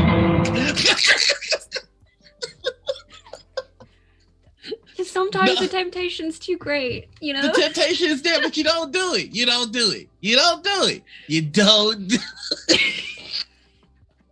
I love that we had this like meaningful, like content heavy conversation all throughout here. This, and then it just comes crashing and burning with this one segment. So there's nothing to edit out. Sarah is officially on the Stop the Crunch crew, right? Is that where you're leading? Are you on Crunch crew? I'm gonna say crunch crew. No, Sarah, no. Crunch them. No. Crunch. I won't be crunching them, but everyone else crunch them if you want to crunch them. Cut the feed. And we're back. Just like that. It's amazing. Hello, everyone, and Stretch. Oh, AJ hit us with a stretch. I don't screw you, AJ. Oh. Ooh. Well, hold on. That hit the back of my neck. Oh, I popped my back. Popped my back. I got like right here. Oh, it's good. Never mind. Thank you, AJ. Ooh. I forgot how to run the show now. That really felt good. I got some tightness in the back there though. So now we're on the second portion of our show, which is the dark roast, where we talk about more serious stuff, but we never actually hold true to that. I've got a couple of questions that I still need to ask you. So let's jump right into one of those questions, which is, if you could play at a table with any 5 people that are alive right now, and you get to choose who's the GM, who you playing with? Ooh. Also, thank you for the raid, Master Friend. Master Gotta think. Because there are a lot of people out there who are very cool. I mean, because we brought him up earlier. Henry Cavill, absolutely. Like, he's a popular choice. I would love to play a Witcher game with that dude. I really would. I just think he'd be great. And I've said before on Twitter, like, I'd be so down to play a game where I get Henry Cavill and Doug Cockle to play, and they both be witches. I think that would just be fantastic, personally. So yeah. Who else? Just a grunt and a brood off. I definitely like to play a game with Mike or Cody Pondsmith from Artasaurian. Like, I would, like, if it was a cyberpunk game, for sure, or even just a Witcher game as well, that would be awesome. Because I played with Tanya before, Cypher, on Twitter. Definitely her, because she's an amazing role player. So yes. Let's think. See, now I'm tied between who for GM. Like, would it be Matt Mercer or would it be Brennan Lee Mulligan? That's a hard one. Yeah. Let's just put those two in the same slot for now. One day, the TTRPG community is going to figure out cloning and fusion, and then we will have Mayan Lee Merlick. Don't mind me. I tried. I give up immediately. And another is, I think I've said it before on Twitter as well, but Sam Witwer, who voices Darth Maul in Clone Yeah. Wars. Like, he's done some D&D games before with Wizards, and like every time that man is a delight. Like, not only as a person, but like, you know, he's just an amazing voice actor as well, and like, yeah, really brings. I still know him as Aiden from the American version of oh man. What the frick is this show called where he was a vampire, like a really hot vampire? Diaries? No, it was it's the story of a vampire, a werewolf, and a ghost all living in the same house. Crap, I remember that show. What's it called? Being Human. Yeah. Sorry, I've only seen the UK version. And so have I. I haven't seen the American version. Yeah, the UK version's really good. I love that show. I've watched it as a so teen. God, that was back when BBC Three used to be a thing. So UK people out in the audience, anyone remember BBC Three when that used to be a channel? Yeah. It was like Doctor Who and Being Human and Sherlock. Yeah. I watched the UK version of Being Human, and then I watched the US version, and they're both good, which never happens. No, I didn't even know Sam Witwer was in the US version. So I know what I'm doing now is I'm gonna go watch the US version. It's actually really good. I've heard it was good, but like I just never got it. Was like on my list of like things that I will eventually watch, and now it's moved over to like I'm gonna watch it as soon as I physically can. He's especially like, hot in it, yeah. He's like a great voice actor, like not just, you know, the fact that he's been Maul and Starkiller, and he's also been Palpatine a few times, and fact that it's like the same guy and he's done all of those three like iconic voices, and you don't know until like you're listening very closely and you're like, oh wait, no, yeah, it is Sam. And you watch him in the booth and it's just like he acts in the booth as well. Yeah. Because one of the delightful things about Clone Wars is with the voice actors, the nuances of the voice actors. So they were recorded, they were like filmed when they were being, they were all filmed in the same room, and they actually took the character models and made them do things that voice actors were doing. So like for Sam Witwer, obviously he does a lot of like having his arms up and also like breathing really heavily when he does Maul, and like the character model does that in the show. And James Arnold Taylor, who plays Obi-Wan, kept doing that when he was reading his lines, and Obi-Wan does that now in the TV show because I just awesome. Like that. That's really sweet. That is like amazing. I'll never get over the fact that the same person voices Obi-Wan as Titus in Final Fantasy X. Yeah. Oh my god! Don't! Why did you do that? No! But like a thing that I love bringing up with about James Arnold Taylor is the guy has a podcast on YouTube in which he got the Clone Wars voice actors to come do episodes with him, and the one between him and Sam Witwer is hilarious because they act out as Obi-Wan and Darth Maul. The scene from Princess Bride where Wesley is trying to climb up the rope. But it's like as Maul and Obi-Wan. You seem a decent man. I hate to kill you. Yeah, it's so well done. Like I was crying at that. And the one with Matt Latner was good as well. They did Anakin and Obi-Wan, but as Butch Cassidy in the Sundance Kid, which was incredible and worked amazing.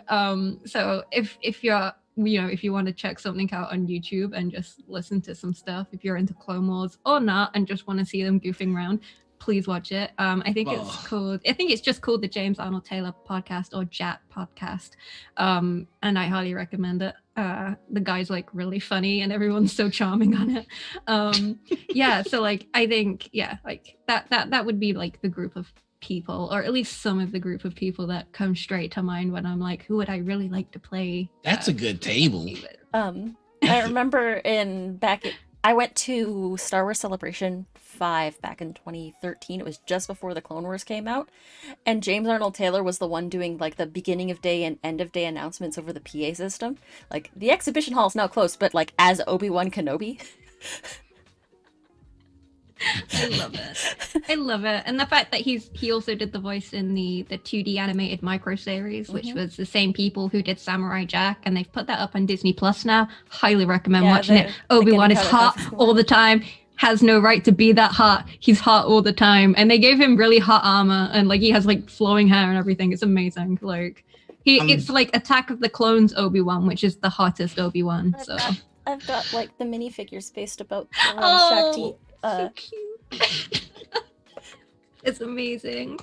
I for one can't wait for the new Obi-Wan series. I'm so excited. I've literally looked up nothing about it. I saw one image which was Vader and Obi-Wan facing off, and that's like from a concept art image. That's all I've seen. That's all I want to see. I think I've also seen Ewan McGregor in a costume, I think, for it, which I only saw because it was posted in the Discord and somebody tagged me in it and was like, relevant to your interests, Sarah. And I was like, thanks. I mean, it's Ewan McGregor, fair enough. That's all I know is like those two images, and like that's all I want to know about it. And like obviously, I think when Hayden Christensen got announced as returning, I made a tweet or something with like the return of the king about the tweet because I was so excited. Super excited for it. There's been a trend of really good actors who have been in really bad movies kind of getting a redemption. Hayden Christensen is one of them. Yeah, and I'm very excited for us to see. Like, Hayden Christensen is not a bad actor at all. Mm-hmm. He's been in some bad movies. That's not his fault. That's his agent's fault. So I really hope that we get the same level of care that The Mandalorian did for this new Obi-Wan series. I mean, Dave Filoni's meant to be working on it, so I'm pretty sure it's going to be him.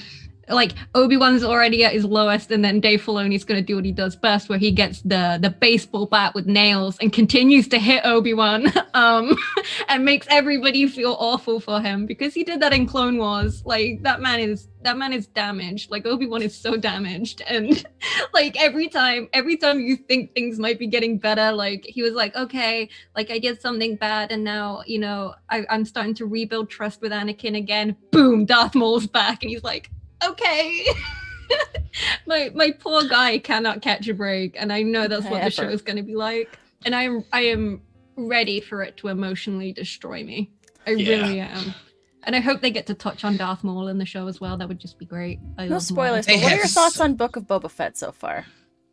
I really liked it. I really liked I know some people were a bit put off by the first episode because there was like 5 minutes of dialogue at most in it, but I really liked it. I like the whole show don't tell thing it was doing, and the building up the culture of the Tuscans was really cool, and some of the genres it's played around with, like no spoilers, but like there's one where they hijack a train. That was awesome. I loved that. That was like so cowboy, and I was like, I'm like super down for that. I loved it.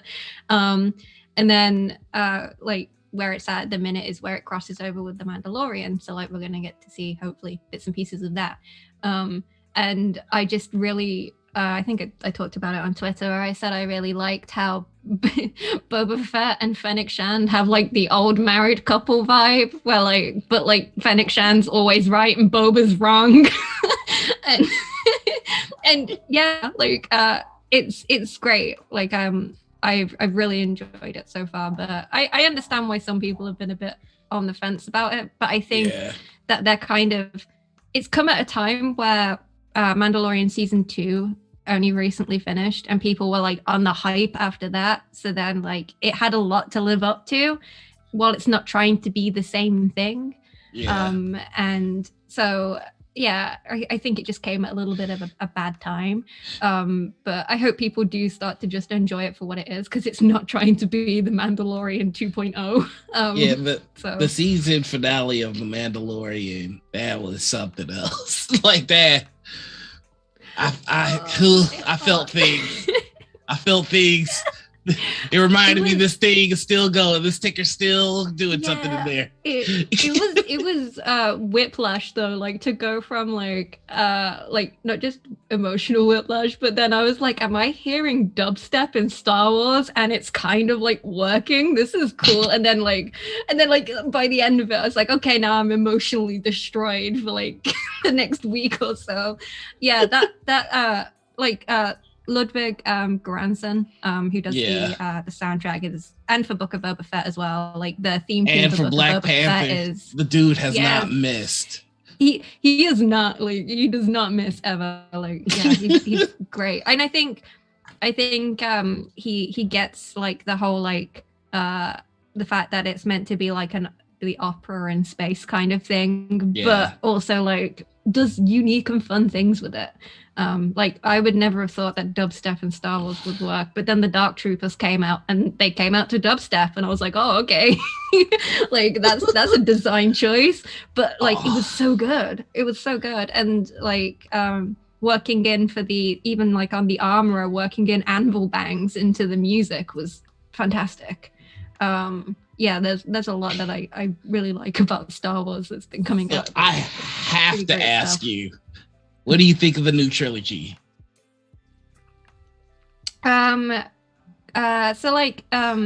Force Awakens, it was okay. It was like A New Hope but reflavored.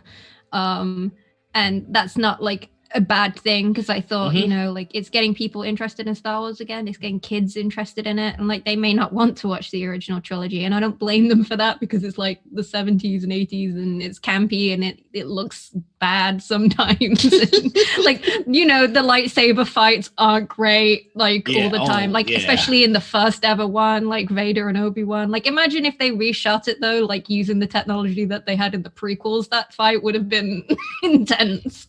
And so like having I thought that was good, and I kind of enjoyed it. And then Last Jedi, I actually, controversially, this is like where the chat like turns against me. If they didn't turn against me at dice crunching, they're gonna turn against me now. I thought Last Jedi was okay, and I actually quite enjoyed it in terms of that it introduced something new. You don't have to be someone in order to be a Jedi and in order to like have an impact. And letting go of the past is very important. And I think that the fandom didn't like that, because it made the point of, hey, those people have had their stories. This is the new story. And they got upset with that. And then, you know, then whatever Rise of Skywalker was happened. And J.J. Abrams, like, dude, like, come on, like, we know you didn't get to write the 8th film, but you don't need to undo everything that the 8th film set up just because you wanted your own way. And yeah, like I remember sitting there in the theater, and like when it was like, oh, like it can be best summed up by Poe Dameron's line towards the beginning, which is, somehow Palpatine has returned. Yeah, somehow he did, Poe. I don't know how he did it, but he did. And that's the best summary of that movie. Just somehow it happened. And I feel like nothing weighty happened in that entire trilogy. And they did Finn so dirty. Thank you. Finn so dirty. Like, I wanted him to lead a stormtrooper revolution and help overthrow the First Order, and they just did nothing. And then he was going to be a Jedi the whole time. Yeah, and then like wouldn't even let us have the fact that him and Poe are clearly gay for each other. You can't say they're not gay after that leather jacket scene. You cannot. Looks good on you. And then the lip bite? Come on now. Clearly, some of us have rewound that scene more than others. And then there was like the you know, the kind of weirdly racist backstory for Poe, because with like smuggling drugs and stuff, and I was like, okay, that's a choice. Yeah, that was a whole thing. I just remember sitting in the last film, and what really upset me about that film was like it made me feel stupid for liking Star Wars. Like it was really insulting, and it made me feel stupid for liking it. And as somebody who really loved Clone Wars as well, seeing Anakin's sacrifice in the original trilogy kind of be undermined because Palpatine's back now. Anakin didn't make up for any of the stuff he had done, and didn't like sacrifice everything to save his son to get rid of the bad guy. No, he's just back now, and he kind of just do bad thing. And Palpatine again, like his Force lightning is what does him in yet again. Like he's not learned. I will say, this is time 3 now. Yeah, it's like, how many times do we have to teach you this lesson, old man? But like, to be fair, like, I don't feel like angry towards Ian McDiarmid because like every time he plays Palpatine, it's like 110% that man gives like way more effort than he needs to. He was a joy whenever he was on screen, and to be quite honest, I've only seen that movie once sober, but like his style. That film, like the only time I ever really like felt something was whenever Ian McDiarmid was on screen, because I was having such a good time. I was like, you shouldn't be there. It's ridiculous. This is a really bad film. But thank you for at least selling the role to me, Ian McDiarmid. Thank you. Just choose the scenery every single time. Does not phone it in. Yeah. I think that you put it perfectly in the sense that it made you feel stupid for liking Star Wars, because I kind of feel like that's what that entire trilogy did for me the entire time. Like I walked into Force Awakens, sure, that Finn was about to get some lightsaber action. All the promo material had him with the lightsaber. I'm like, we did it. We got ourselves a main protagonist Jedi. It's gonna go down, and then nothing happened. And then like we walk into the last Jedi, and I'm like, all right, we've got Luke. It's about to go down. Here it is. It's gonna be dope. And nothing. Okay, that's cool. We're good. We're gonna bring it back in the third act. Something's gonna happen.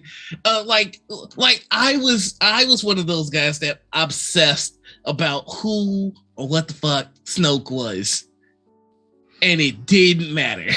I thought after Last Jedi that they would save it by having, because Kylo Ren doesn't have the one person protecting him anymore, Snoke, so that like Hux was gonna essentially do a coup against him, because Hux was like so adamantly set against Kylo Ren, and Kylo Ren did nothing but humiliate him. So I was like, it would make sense if Kylo Ren got overthrown, and then we'd have Kylo Ren having to join the good guys to defeat an even worse evil, which is like my favorite character trope, and it would really like sold into the found family thing. And I was like, then they could explore maybe at least giving Finn, even if he's Force sensitive, like maybe giving him like a cool Force sensitive thing, even if he's not a Jedi, like maybe psychometry, like, touching objects and being able to like glean their past from them. That would be cool. It'd be cool if he could do something like that. Or like there could have been like a really cool like fight scene where Kylo Ren gets put out for the count, and then Finn has to use Kylo Ren's lightsaber. That would have been cool. That would have been fun. And they just, like you said, like they set up like at least by the second movie, like enough that there would have been some really cool stuff in the final one. And then J.J. Abrams got his hands on it, and I don't know, to the worst of the fan base. I've always said like that J.J. Abrams has like good concepts. Like he'll imagine a scene really well, and it will look cool. And then he builds his movie about getting to that scene, and it doesn't matter how he gets there, as long as he gets to the scene. It doesn't matter if it makes sense. And that really shows through in Rise of Skywalker. Like, and then also just the added insult to injury of like burying Anakin Skywalker's lightsaber in the sands of Tatooine. The place that he hated most of all.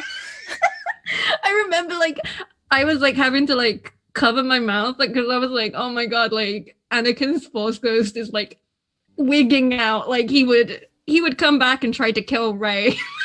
That is an insult. That is so bad. And like, Tatooine wasn't a good planet for anyone. Like, Luke hated it. Anakin was a slave there. His mom died there. He committed murder there. Like, it's still not. We're seeing how much it sucks in Book of Boba Fett. It's just like Tatooine sucks. Yeah. It's not a good place. Yeah, so that was everybody knows Tatooine is like New York. My one thought about Rise of Skywalker is being a piece of shit to someone for 2.5 movies does not get you a kiss at the end of the third. Mm-hmm. Yeah. Look directly His redemption arc was redemption arc, because was it really? It was like he just flipped a coin and was like, nah, I guess I'm a good guy now, and just went with it. And yeah, that was a whole thing. I just didn't like the fact that it undid everything that Last Jedi did, with like, you don't have to be someone important. Right? And then like they were like, oh no, it's always been down to Skywalker and Palpatine. And I was like, no, it hasn't. Like, and then they were like, oh, dark secrets were used to make Palpatine cloning, secrets only the Sith knew. And I was like, people knew about the Clone Wars. That's still a thing people know about in history. Like, it's old history, but people knew it happened. And the fact that like some of the clones are even still alive at this point, like Kix is still alive. And like, so I was just like so confused. Like, I sat there and there was like one really good interaction I had after seeing the movie when it came out, and I came out of the cinema and I was like ranting to my mom because she wanted to come see it. It was the only Star Wars film she'd seen since the first one, so she thought it was like great because she had no idea what was going on. And I went, I don't understand why they were acting like cloning was like some big like secret thing, because like people knew like there was a war whole was called the Clone Wars. It was literally called the Clone Wars. Yeah, and I was like the Clone Wars. People know about it. Obi-Wan mentions it to Luke, and Luke goes, oh, you fought in the Clone Wars? Like, Luke knew. So like, people knew. And I just remember like bringing that up, and then some guy who was coming out the cinema pointed at me and went, see, she gets it to his friends. And I was like, oh, we're both putting like the people we came with through this, huh? Like, I'm so sorry. It was... Yeah, that movie was rough, and they really should have just gone into what they did in the books, where it was TV shows. I was just gonna say she really should have leaned into it with what they did with the books, where they just add extra vowels to the clones, like Palpatine. No, we're not doing that. I love that it's consistent. That you talk to a Star Wars fan about the new trilogy, if everybody, as much as you want to try and like them, I do like though how like, because I've always liked the prequels, and like I'll stand by them even though they're not great. I love them, right? And like I get people like who like, after seeing the original the new trilogy, turned around to like the prequels and were like, perhaps we judged you too harshly. Like the prequels are fine now because at least it's not Rise of Skywalker. And I was like, it makes you wonder that when like another like a series of films come out or other films come out, it makes me wonder like, will they like be like, oh, the sequels weren't that bad? Like, is this just like a thing that the fandom does all the time? Because like people like hated the prequels when they came out, but now they're like, oh, the prequels are great and the sequels suck.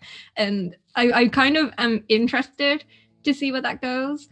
Like, I don't know if it's just it does seem to be a thing that the Star Wars fans like do a lot, and I don't know if I don't know though, because like I enjoyed the first like 7th and the 8th film. It was the 9th film I had real issues with. All right, so here's what I'm thinking, right? A Phantom Menace was not good, but it had a great moment.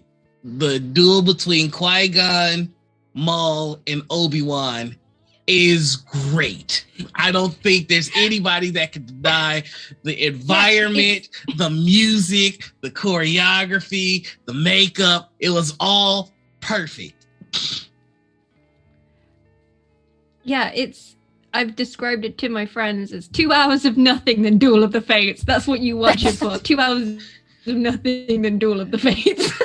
Exactly. And I also love like yeah, it's like especially like with like baby-faced Obi-Wan, and there was somebody in a TikTok video who summed it up best. Like they introduced like Obi-Wan Kenobi into the series in the prequels, and it's like they present him as such a character that you look at him and you go, so they're just letting anybody be a Jedi nowadays. Okay, like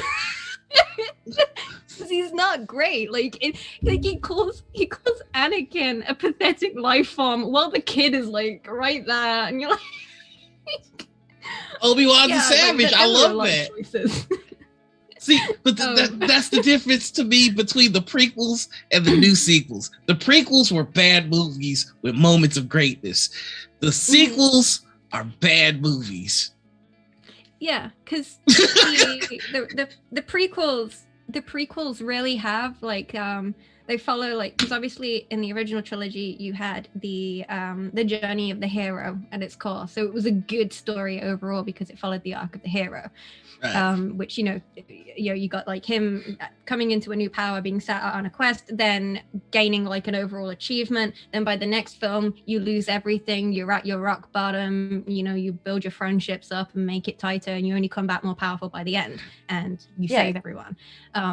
It's literally just like knights and princesses, but in space. People describe Jedi as space wizards, and I stand by that. They're just space wizards. And then in the prequels, you have the operatic story of the tragic hero. And this makes me sound really nerdy, but for my part of my literature degree, I did like refer to the prequel films. It's like, even though the dialogue is terrible and clunky and awful, the story is good because it shows the build up to what becomes essentially a villain, and it's a tragic story, and like it all makes sense, and like it's just rushed is the problem, like, and the dialogue is clunky, and like it's like people who are like, oh, the prequels are bad, like, yeah, they are, but like not story wise, and like because the story makes sense and the character arcs make sense. Like, it is just the writing that lets it down. I have a question though. And this, like, I would lose some people here.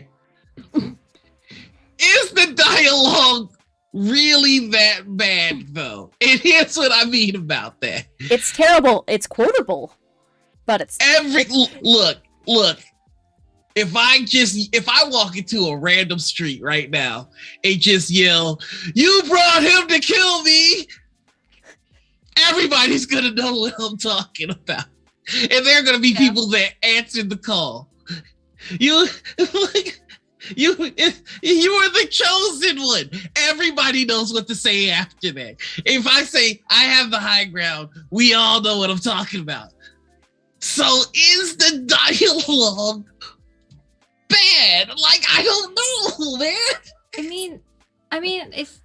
I think it's less that the dialogue's bad and more that the characters didn't have enough gravity behind the dialogue that they were saying. Like, yes, Obi-Wan saying, "You were my brother, Anakin. I loved you," and then Anakin, "I love you. I hate you." Yeah, and like in the original trilogy, in the original prequels as they came out, that didn't carry much weight. It relied on Clone Wars having to set up Obi-Wan as, still remaining true to the light after so many terrible things that happened to him, and the fact that he only ever said that he loved someone once, and it was to Anakin, as Anakin screamed back, "I hate you," because he couldn't do anything about it. That was like, the one time he admitted that he had an attachment to someone, and it was as his best friend. It turned against him forever, and it relied on Clone Wars setting that up. So like the dialogue isn't bad because like you go back and you watch Revenge of the Sith after you've seen Clone Wars, and it's absolutely harrowing because like you associate Anakin's like really chipper happy attitude at the beginning with he thinks Ahsoka's gonna come back to the Jedi Order, and no, she's not, and like that spirals everything out of control. And yeah, it's rough, and like it made like the clones turning against the Jedi even more harrowing, because like you cared about the clones in Clone Wars. I cared about all of the clones, even the ones that only had 2 seconds of screen time before dying. I loved all of them. And yeah, so like, you know, like it's but it's bad dialogue in the fact that like it doesn't match where the characters were at that point in the story, because they hadn't been fleshed out enough. And like sometimes the dialogue was clunky. Like it had like a good like overall theme, but it was clunky, because I've said before that if you can write a script and you make classical actor Ewan McGregor sound clunky, that's the dialogue being bad, not Ewan McGregor. Yeah, you know what? You and chat are making a good point. Commander Pulsar says quotable doesn't guarantee good. I quote Schwarzenegger movies, and then where Shotty goes, "You're tearing me apart, Lisa," which we all know. Okay, all right, too good. Hi, Mark. Yeah, I did not hear her. I did not. I did not. Oh, hi, Mark. yeah, like there's something to be said with that, you know, that like there are bits that like hit really hard, but it's only like when you've seen Clone Wars, and like it pretty much like the whole Duel on Mustafar hits so hard when you've seen Clone Wars, because Clone Wars is very well written and every character gets fleshed out, and it's tragic to see what Obi-Wan and Anakin do to each other on the build up to Revenge of the Sith. And yeah, like but you're absolutely right in saying it's completely quotable. The entire prequel trilogy is memeable. The fact that like there is a subreddit r/prequel memes, and it's still going. Every single scene has been memed. Every single one, including like from Clone Wars and even from Rogue One, because technically that's also a prequel film, because it comes before the original trilogy. Yeah, like that's like a topic of wouldn't like Solo discussion. also be a prequel, or did everybody forget that movie existed? I think it was a prequel, but like I think it was classified as that. But people only memed the bit where where Darth Maul came into it, because people are biased. Which I mean, as a Darth Maul stan, I am biased. But yeah, like it was it's quite interesting to see what gets classified as a prequel film on that subreddit. But the fact that every single like scene, even the fact where like young Boba Fett just says "yep," like has been memed to death. Yippee! And like yeah, it's just like you said, like it doesn't necessarily mean it's good in General Kenobi. You are a bold one. Like and like it's that impulse thing. Somebody says it, like you said, like you could go out and like you can tell who's seen them, because like you go over and you greet someone and you say hello there, like as a joke, and you'll sit there and be like, I really want to reply with General Kenobi, you are a bold one, but like you don't know if they've just happened to say it by instance, that they've just happened to say hello there. Like I've done that before and like had people give me blank looks, like when I've replied with General Kenobi, because they were just like, no, genuinely saying hello there. And yeah, that has like, you know, like and for all of like the clunky dialogue and everything, like and I fully admit that like Clone Wars and Revenge of the Sith is like, that is the prequel trilogy at 99% power, and then the other two will add the 1% in for 100% power. like very much like and you know, the fact that for me, like the prequel like whole era, like the Clone Wars era and everything, to me is like the really interesting part of Star Wars that I care about a lot. You know, not including Mandalorian, but that's its whole thing on its own that I really enjoy. But you know, the fact we've got Bad Batch and we had Rebels and we had, you know, a bunch of other stuff that takes place before the original trilogy, and like I think yeah, like the prequels deserve to be memed to death. Like they aren't like fantastic, but you know, that they're still like good. Like I I remember saying that I really like the Star Wars prequels are my favorite Star Wars films on Twitter, and people were like, "I'm offended." Like I thought I knew you, and I'm like, no, I've always been, you know, a filthy prequel lover, and like I know the thing is though is like when people go, "Oh, but they're bad," and I'm like, yeah, but like. I think like Aaron Hansen in Game Grumps said it, where he's like, "But it's good suck. Like it sucks, but it's good. It's good suck." And that's how I define those movies. Like, yeah, they're bad, but they're so good you can't help but watch them. So I've got they're a delight. I've got 2 questions to ask you then. Let's say you become the head of Star Wars.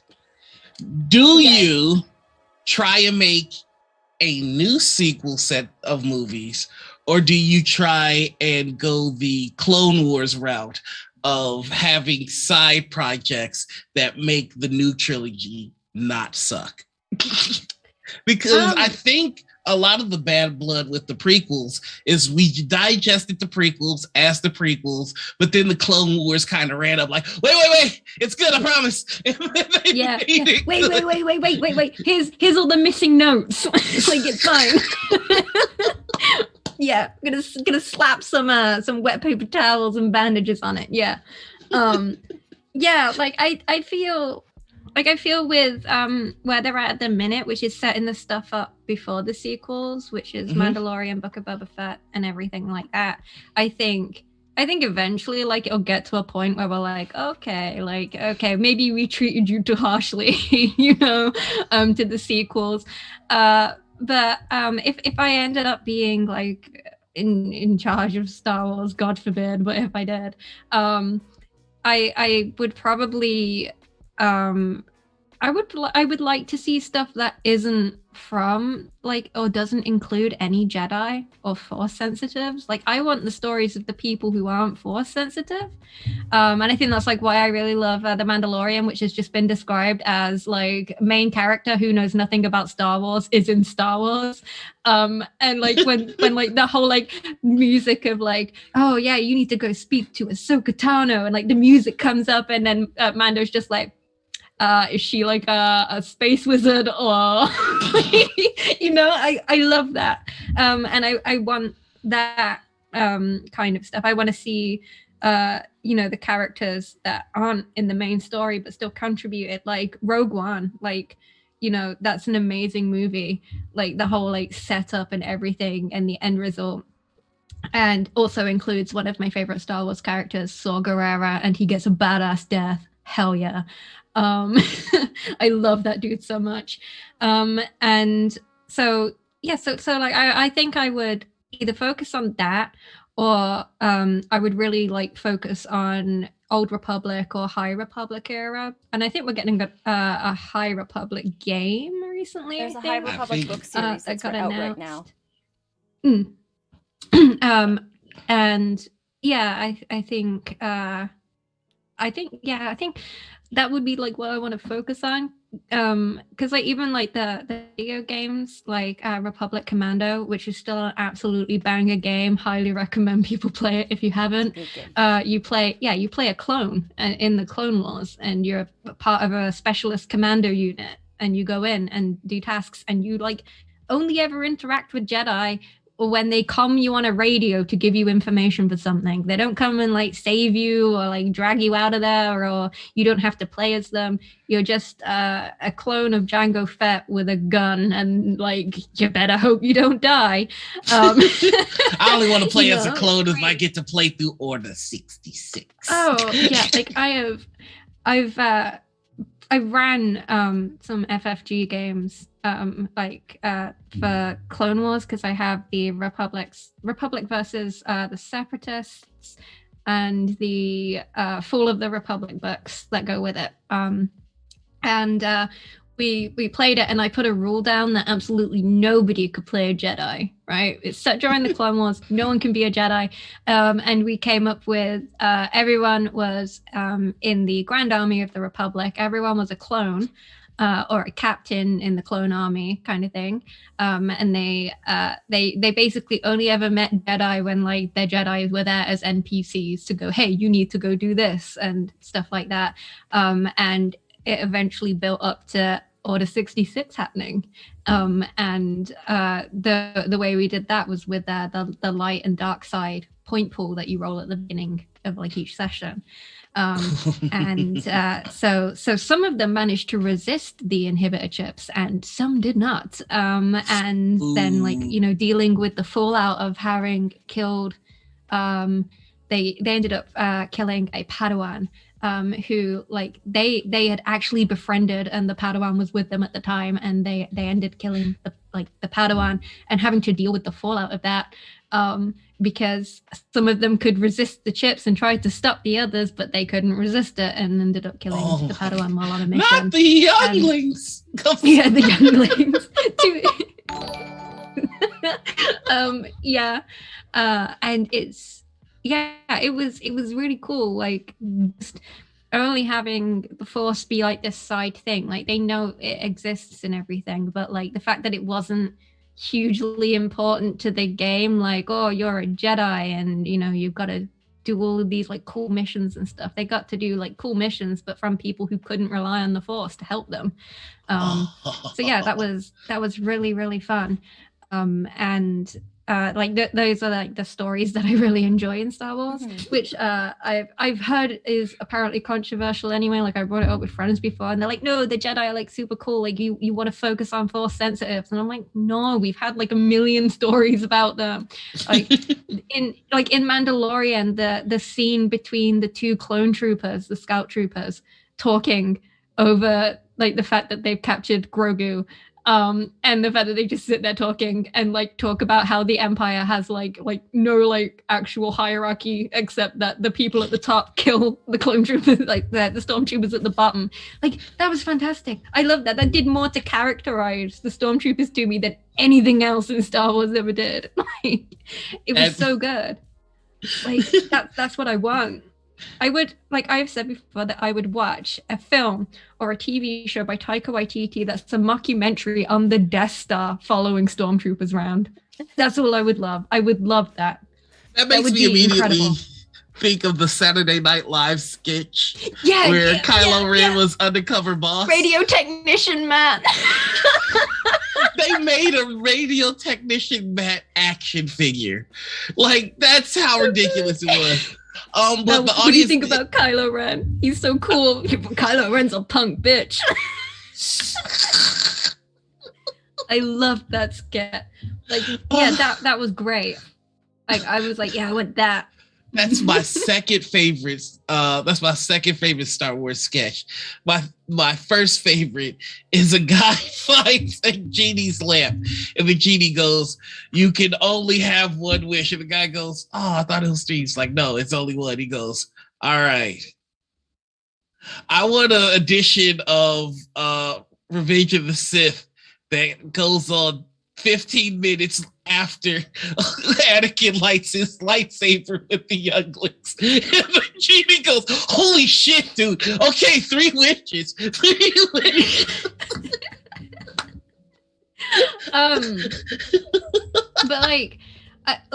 But you bring up the youngling scene. Actually, there's like a really like interesting like little factoid, and it's a shame that it's only something that when someone's pointed it out, you're like, oh shit, yeah.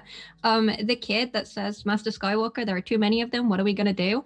It's a child actor who was cast because he looked like young Anakin as a Padawan, and it's meant to hit that Anakin is killing, you know, that part of himself, someone who represented him, that part of himself. Yeah. And the fact that you have to go looking for that information, right? But then you appreciate it when it's there. And it's like, that's why I say, like, you know, the dialogue would have been fine if the characters had been more fleshed out at the time. Like, why did we get all that, like, you know, faffing around in Phantom Menace? They could have done like most of it in 1 hour, had all of the fates, and then the fallout of like Anakin getting his training and everything, and then like it leading to Attack of the Clones. I can't tell you how upset I am at you right now. I'm sorry. You've ruined my favorite funny scene, because now I'm going to be like, no. I can bring it back. I can bring it back. Bring it back. The the bit where Obi-Wan and Padme are in the room and he's like, I have seen a security holo of him killing younglings, and he covers his mouth. It's because Ewan McGregor couldn't deliver the line without laughing. We're back, baby. he couldn't deliver it without smiling or laughing. And like, since I've like found that out, like it makes the scene like really funny again. Kid is a Chekhov's gun that wasn't shown on the mantelpiece first. Okay, all right. So chat asked the question, and I want to make sure we get to it. What are your thoughts on Star Wars Visions? Oh, okay. Yeah, like I went into it not thinking it was gonna be like this is like canonically how things work in the Star Wars universe. And it was more just like I interpreted it as a like an introspective kind of like what if, like that Marvel was doing at the time, but with Star Wars instead. And the animations were all great and lovely, and I loved them. I loved the first episode with this basically the guy who's a Sith who's going around hunting Sith. I thought that was great. The fact it's all in black and white except for the sabers. Wow, chef's kiss, beautiful. Loved that episode a lot. And like I also like the one that was just like the really fun one on like the one that's set on Tatooine. And like with the band kids, I just thought that was fun. And like it really touched my heart, like because like the music and everything's playing, like they show you all the different scenes around Tatooine, and then there's just the one of Obi-Wan's hut out in the desert, and I was like, oh no, that's actually broke my heart a little bit, like that I was like, oh no. But then some of the other ones were a bit more out there, but like it wasn't that bad. Like I saw people like taking the piss out of it, saying like, but that's not how the Force works. And I was like, excuse me, you can't say that anymore, because in Legends we had Darth Nihilus like eating planets, like that was possible through the Force. That was possible. At one point, the Jedi didn't even have lightsabers and would just use swords. That was another thing that happened. And like, so like, who's to say what isn't like possible? Like in terms I'm getting of real like, sick of nerds telling people like magic can't do certain things. Like, come on, bro. The Force ain't real. It's not a real thing. All right, it can do whatever it wants. It can do whatever it wants. And like so like some of the episodes, like the one that's about the twins that are like Sith, that was like fun. Like they had a cool fight scene in space on the ship. I just thought that was really fun. I don't think anything more of it. Like, yes, I need to sit there and think about how the Force is being used. I was just like, no, she's basically General Grievous. Because she had the 4 lightsabers. So yeah. Look, we don't have the midichlorians in the budget for that. Thanks, Commander Bullshit. Like, I really enjoyed it. But I would like a what if series that talks about like basically like alternate timeline events. Like say if it was Qui-Gon who raised Anakin, how would he have turned out different? Ooh, I would pay for that. I would pay for that. Then I think it's with Battlefront 2. There was DLC that was cancelled. You can actually see the concept art if you Google image search it. But they were going to do an alternate for like characters. So there was going to be like Sith Obi-Wan Kenobi and a light side Darth Vader, and like what they would have looked like. Also Sith Obi-Wan was hot, so but then you can say that about every Sith. So I mean, Obi-Wan's except just for Palpatine, obviously. But like they made concepts for that, and I was like, that's what I want to see in a Star Wars what if. That would be so cool. Or what if instead, like during Clone Wars season 7, Anita, like what if instead of Ahsoka going to stop Darth Maul, it was Anakin who went to stop Darth Maul? Grah! Yeah, exactly. Like that's what I want to see. That like, because it's canon anyway that like Obi-Wan used the dark side of the Force to defeat Maul the first time. So like, see if we got like to see Obi-Wan fall, say like after like what happened with Satine, like if he actually like committed to it, like that'd be so interesting. I'd love to see that. I really would. I just pulled up Sith Obi-Wan in. Oh, there's a lot of fan art. Like, there's a lot of fan art out there. People are like, yes. My favorite Obi-Wan I've fact even- is Ewan McGregor has a brother in the Royal Air Force, and his call sign is Obi-2. Obi-2, yeah, that's cute. But like there are there's just like so much potential there. Like if they wanted to do something like that, I think they could, pull off something really cool with it. Especially like at what I guess are referred to in Star Wars as shatter points, but like the very significant points. Like what if Anakin was raised by Qui-Gon, would he have still killed the Tuskens for killing his mother? What if Obi-Wan believed Anakin and took him to Tatooine to rescue his mother? What would have happened then? That stuff. That's what I like. I like that. Yeah. I want to know. George Lucas, tell me what would have happened. I want to know. I need answers. And I've took his billions and ran. Yeah, he did. Like there are like I ran the Fantasy Flight game like one shots where I did essentially an alternate universe where like something changed. Like we had one where that Obi-Wan turned to the dark side and was a Sith, and like what was he called? He was called Darth Savidicus, and Savidicus means in Latin silver-tongued. It means a good liar, a manipulator, play on negotiator, because he was supposed to be very good at negotiating. And we had that, and yeah, that was really fun. Like, and the fact that he was kind of a terrifying Sith to go up against, because he still used Form 3, Thorasu. So it's a highly defensive. So like when players were like, "Oh God, like we gotta fight him," but like he can move so fast. This isn't fair. So that was fun. And like there's just so much potential with things like that. And yeah, like I just think that if Star Wars did like a series like Marvel did on that, like it'd be. But I would like to see it animated. Honestly, it's got to be a matter of time, though. They have to see how well Marvel's What If is doing, and I think they're following in the exact same footsteps now, especially with the whole Disney Plus thing going. Mm-hmm. So speaking of Siths and bad guys, I have to ask you. So we have a segment here where we talk about that guys. If you're unfamiliar with a that guy, it is someone who is a black hole of fun at the table. Somebody, if you yeeted them into the sun, your enjoyment of the experience would increase tenfold. So Sarah, I must ask you, have you sat at a table with somebody that was on the dark side? Have you experienced that guy? I've had two significant experiences of it, and both of them were with D&D. The first one was the first time I tried to play D&D, and that was a 4th edition game.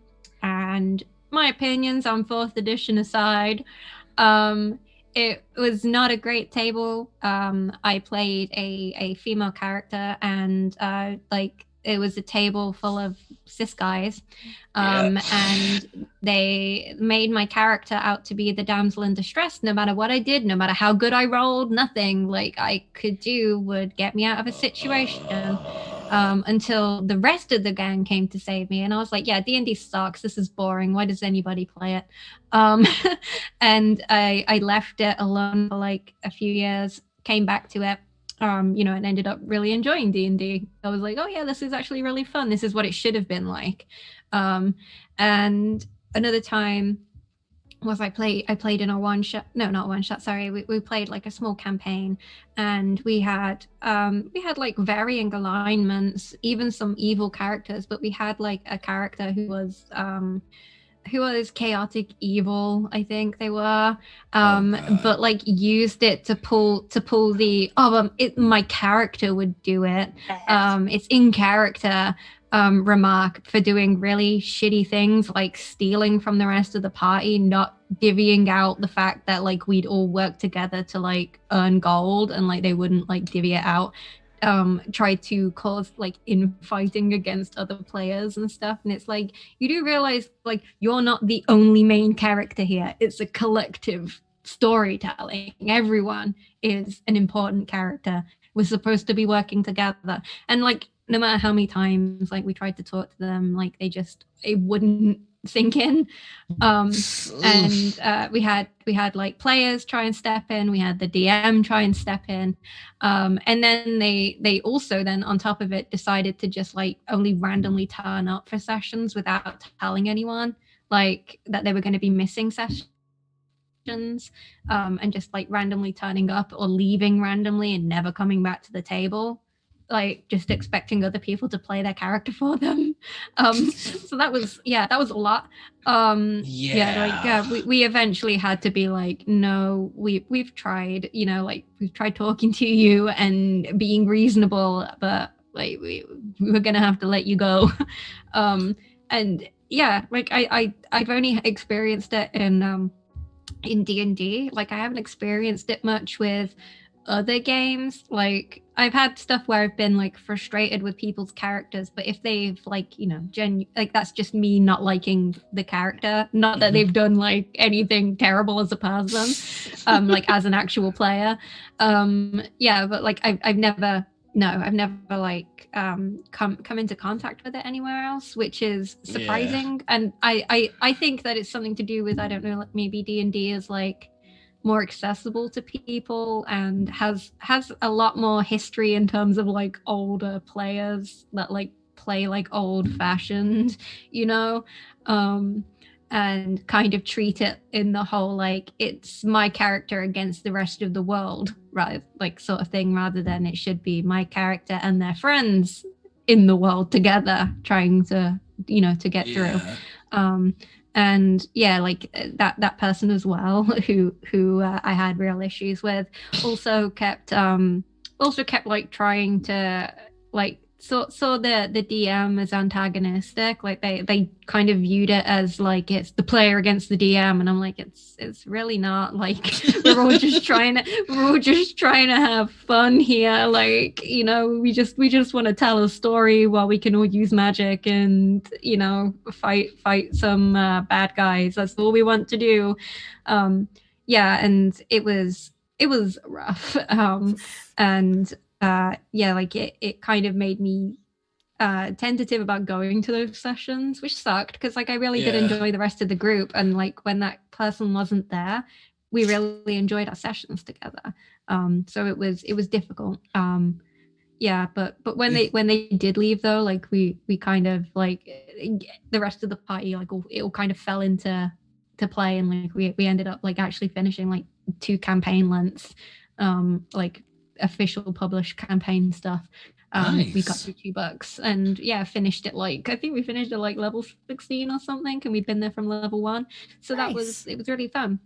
That's a nice journey. It does sound like you had a couple of different flavors of bad guy in that experience. I'm gonna call the ones that continuously made your character a damsel in distress, I'm gonna call those shitty Mario brothers. Your princess is in another campaign. There it is. Let's see. The GM is a PvP GM. We've had a couple of those. Hate those guys. And we've had the it's what my character would douche before. Yeah. Really got to get to writing that book. Like it's a shame because, you know, I was kind of lucky that I had somebody who wanted to get me back into D&D, you know, and actually showed me how good D&D was meant to be. So yeah, like it's definitely, if you've ended up giving up, like those people, they're few and far between, but like at least every person I think who plays a TTRPG will run into one of those people like at one point, but you tend to get the red flags usually pretty early on usually from the moment they introduce their character, and you're like, oh no. Yeah, you can kind of you eventually are just like, yeah, like this isn't how it's supposed to be. If it's not fun, then and it feels like everything is a drag and a hassle, and that everyone's pitted against each other, then it's not really tabletop role playing. Like, it's supposed to be fun, like it's okay to have fun. It's collective storytelling, and the DM is there to help. Basically, the DM has given you a stage and you are the actors.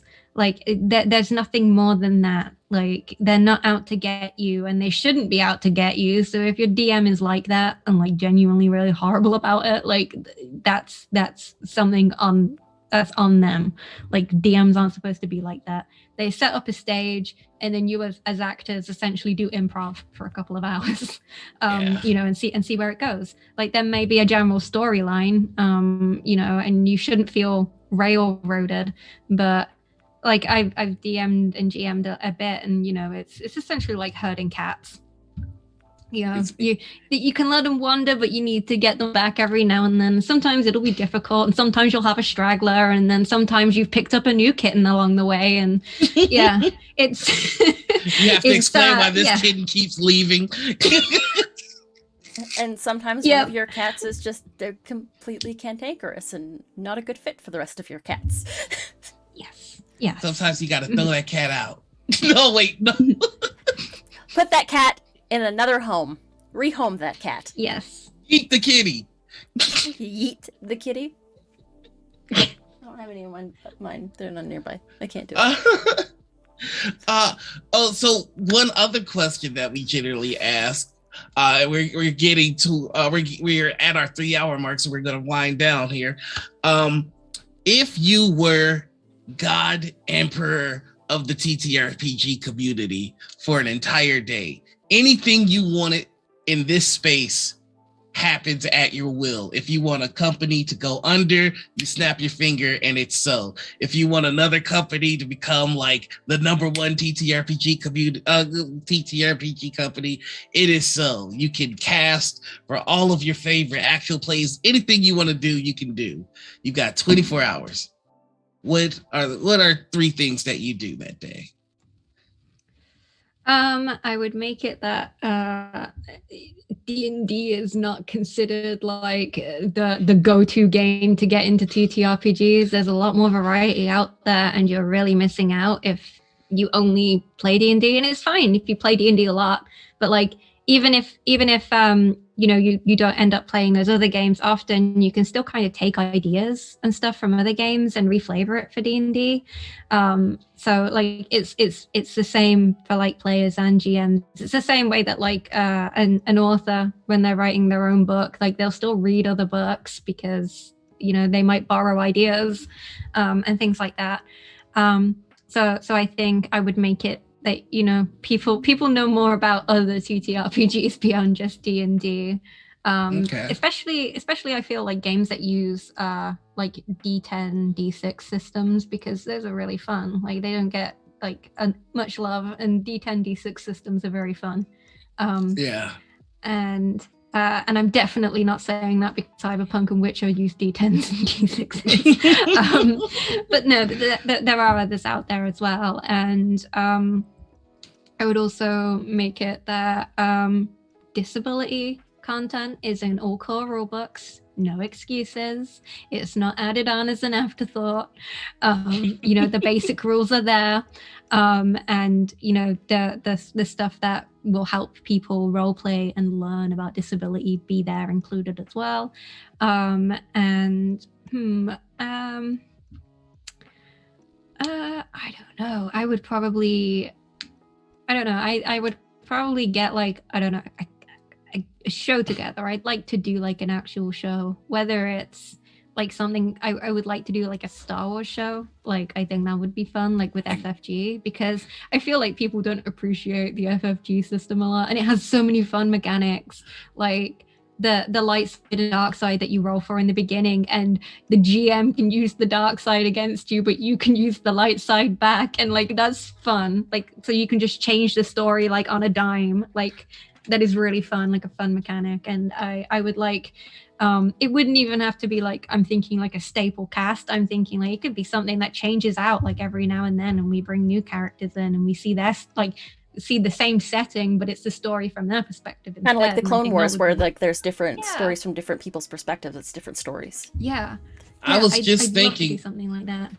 I was just thinking as you described your Star Wars game, where some members were able to resist their inhibitors and some weren't.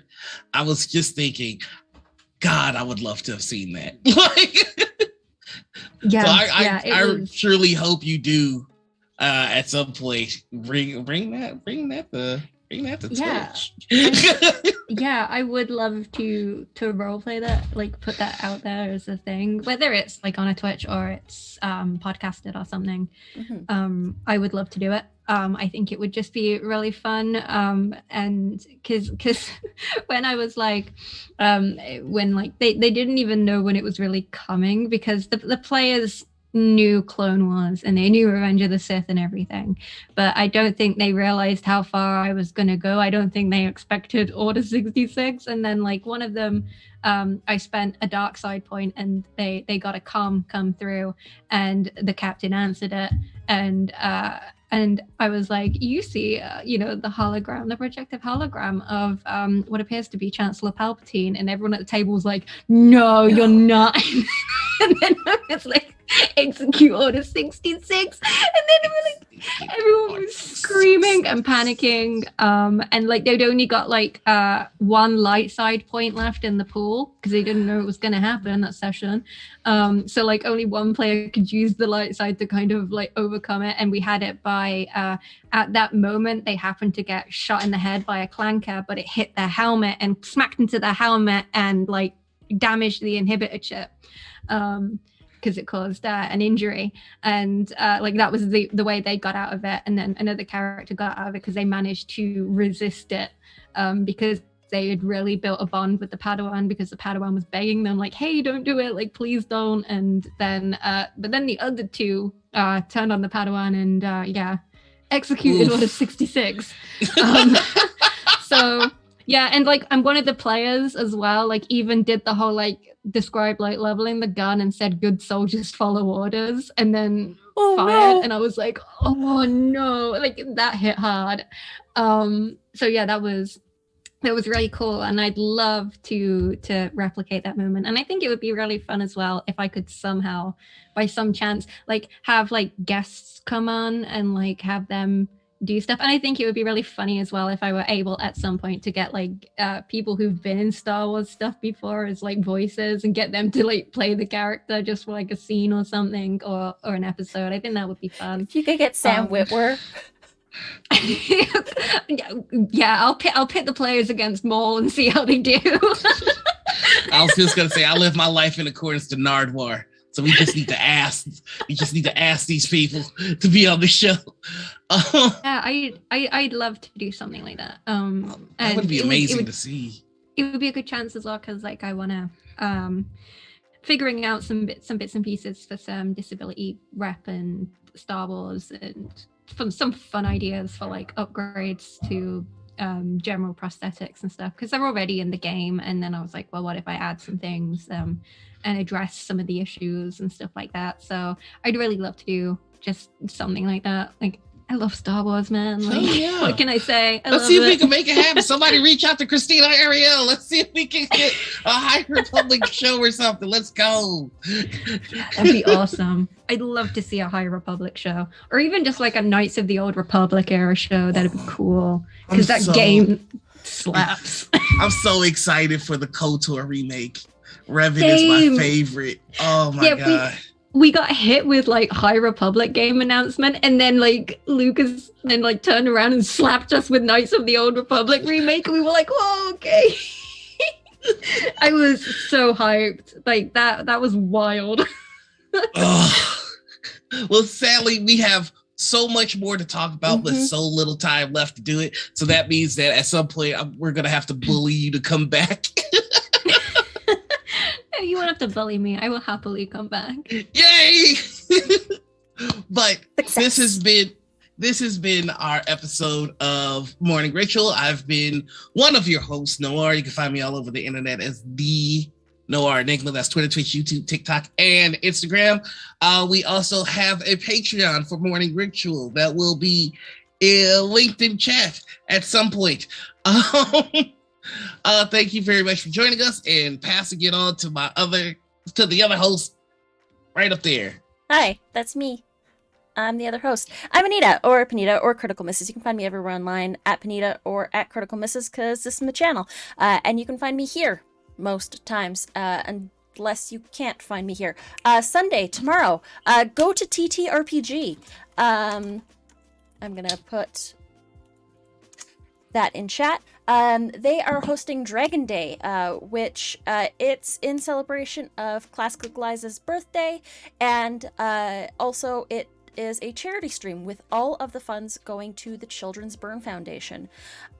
We've got a variety of shows. I am producing the first show of the morning, which is Epilion, and I believe Noir, you're in the last show of the day as well. I'm in the last show. And there's a whole bunch of amazing guests. Elisa Pearl is there. There's going to be Persephone Valentine.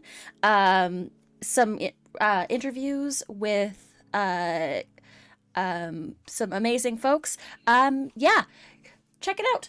And all the money is going to a very good cause. So check out Dragon Day. Do it. Do it. And last but not least, our guest. Tell us who you are. Tell us where we can find you. And tell us what you're working on. If you're not, If you're not under NDA. Some things, I'm Sarah. You can find me on Twitter at Mustangsart, and I make disability content. A lot of the time it's free downloadable content, like the combat wheelchair, which is in my pinned tweet, and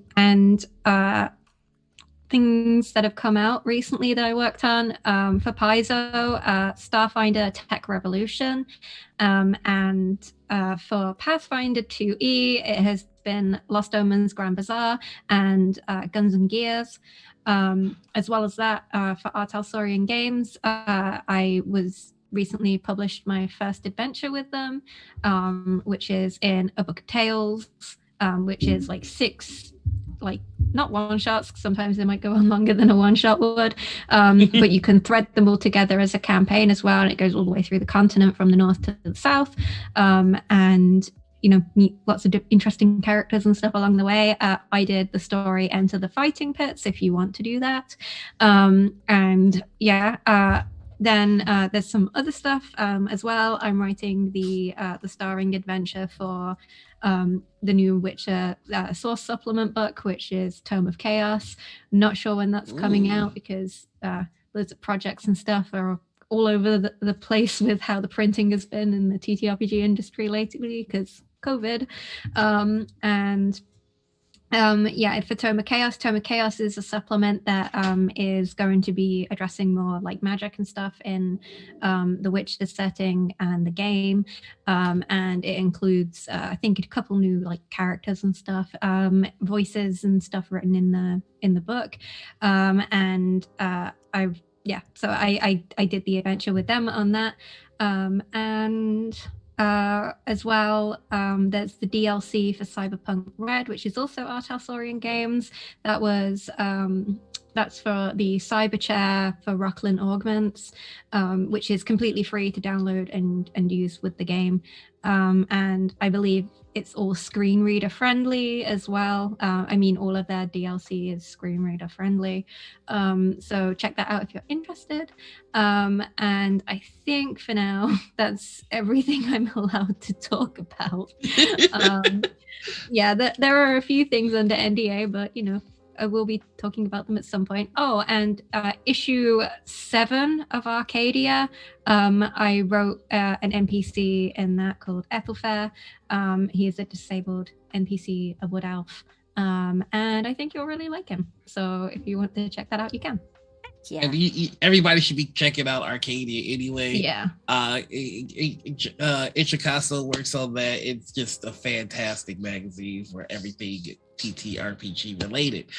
But yeah, that's us. That's the episode today. Make sure that you follow our guest show, All the Love in the World, even though they're a crotcher and should be going to jail. We're we're gonna wrap up here and raid our friends over at Total Party Kiss. Right now, they're over there just killing it. So, thank you very much for joining us. Please, please, please support our Patreon and be on the lookout for the podcast. It'll be coming out next week. Heck yeah. Thanks everybody for stopping by, and thanks Sarah so much for stopping by and chatting with us today. Thank you for joining us. Yes. No, thank you for having me on. It was great. But until next time, everyone, the ritual has concluded. Bye everybody. Bye.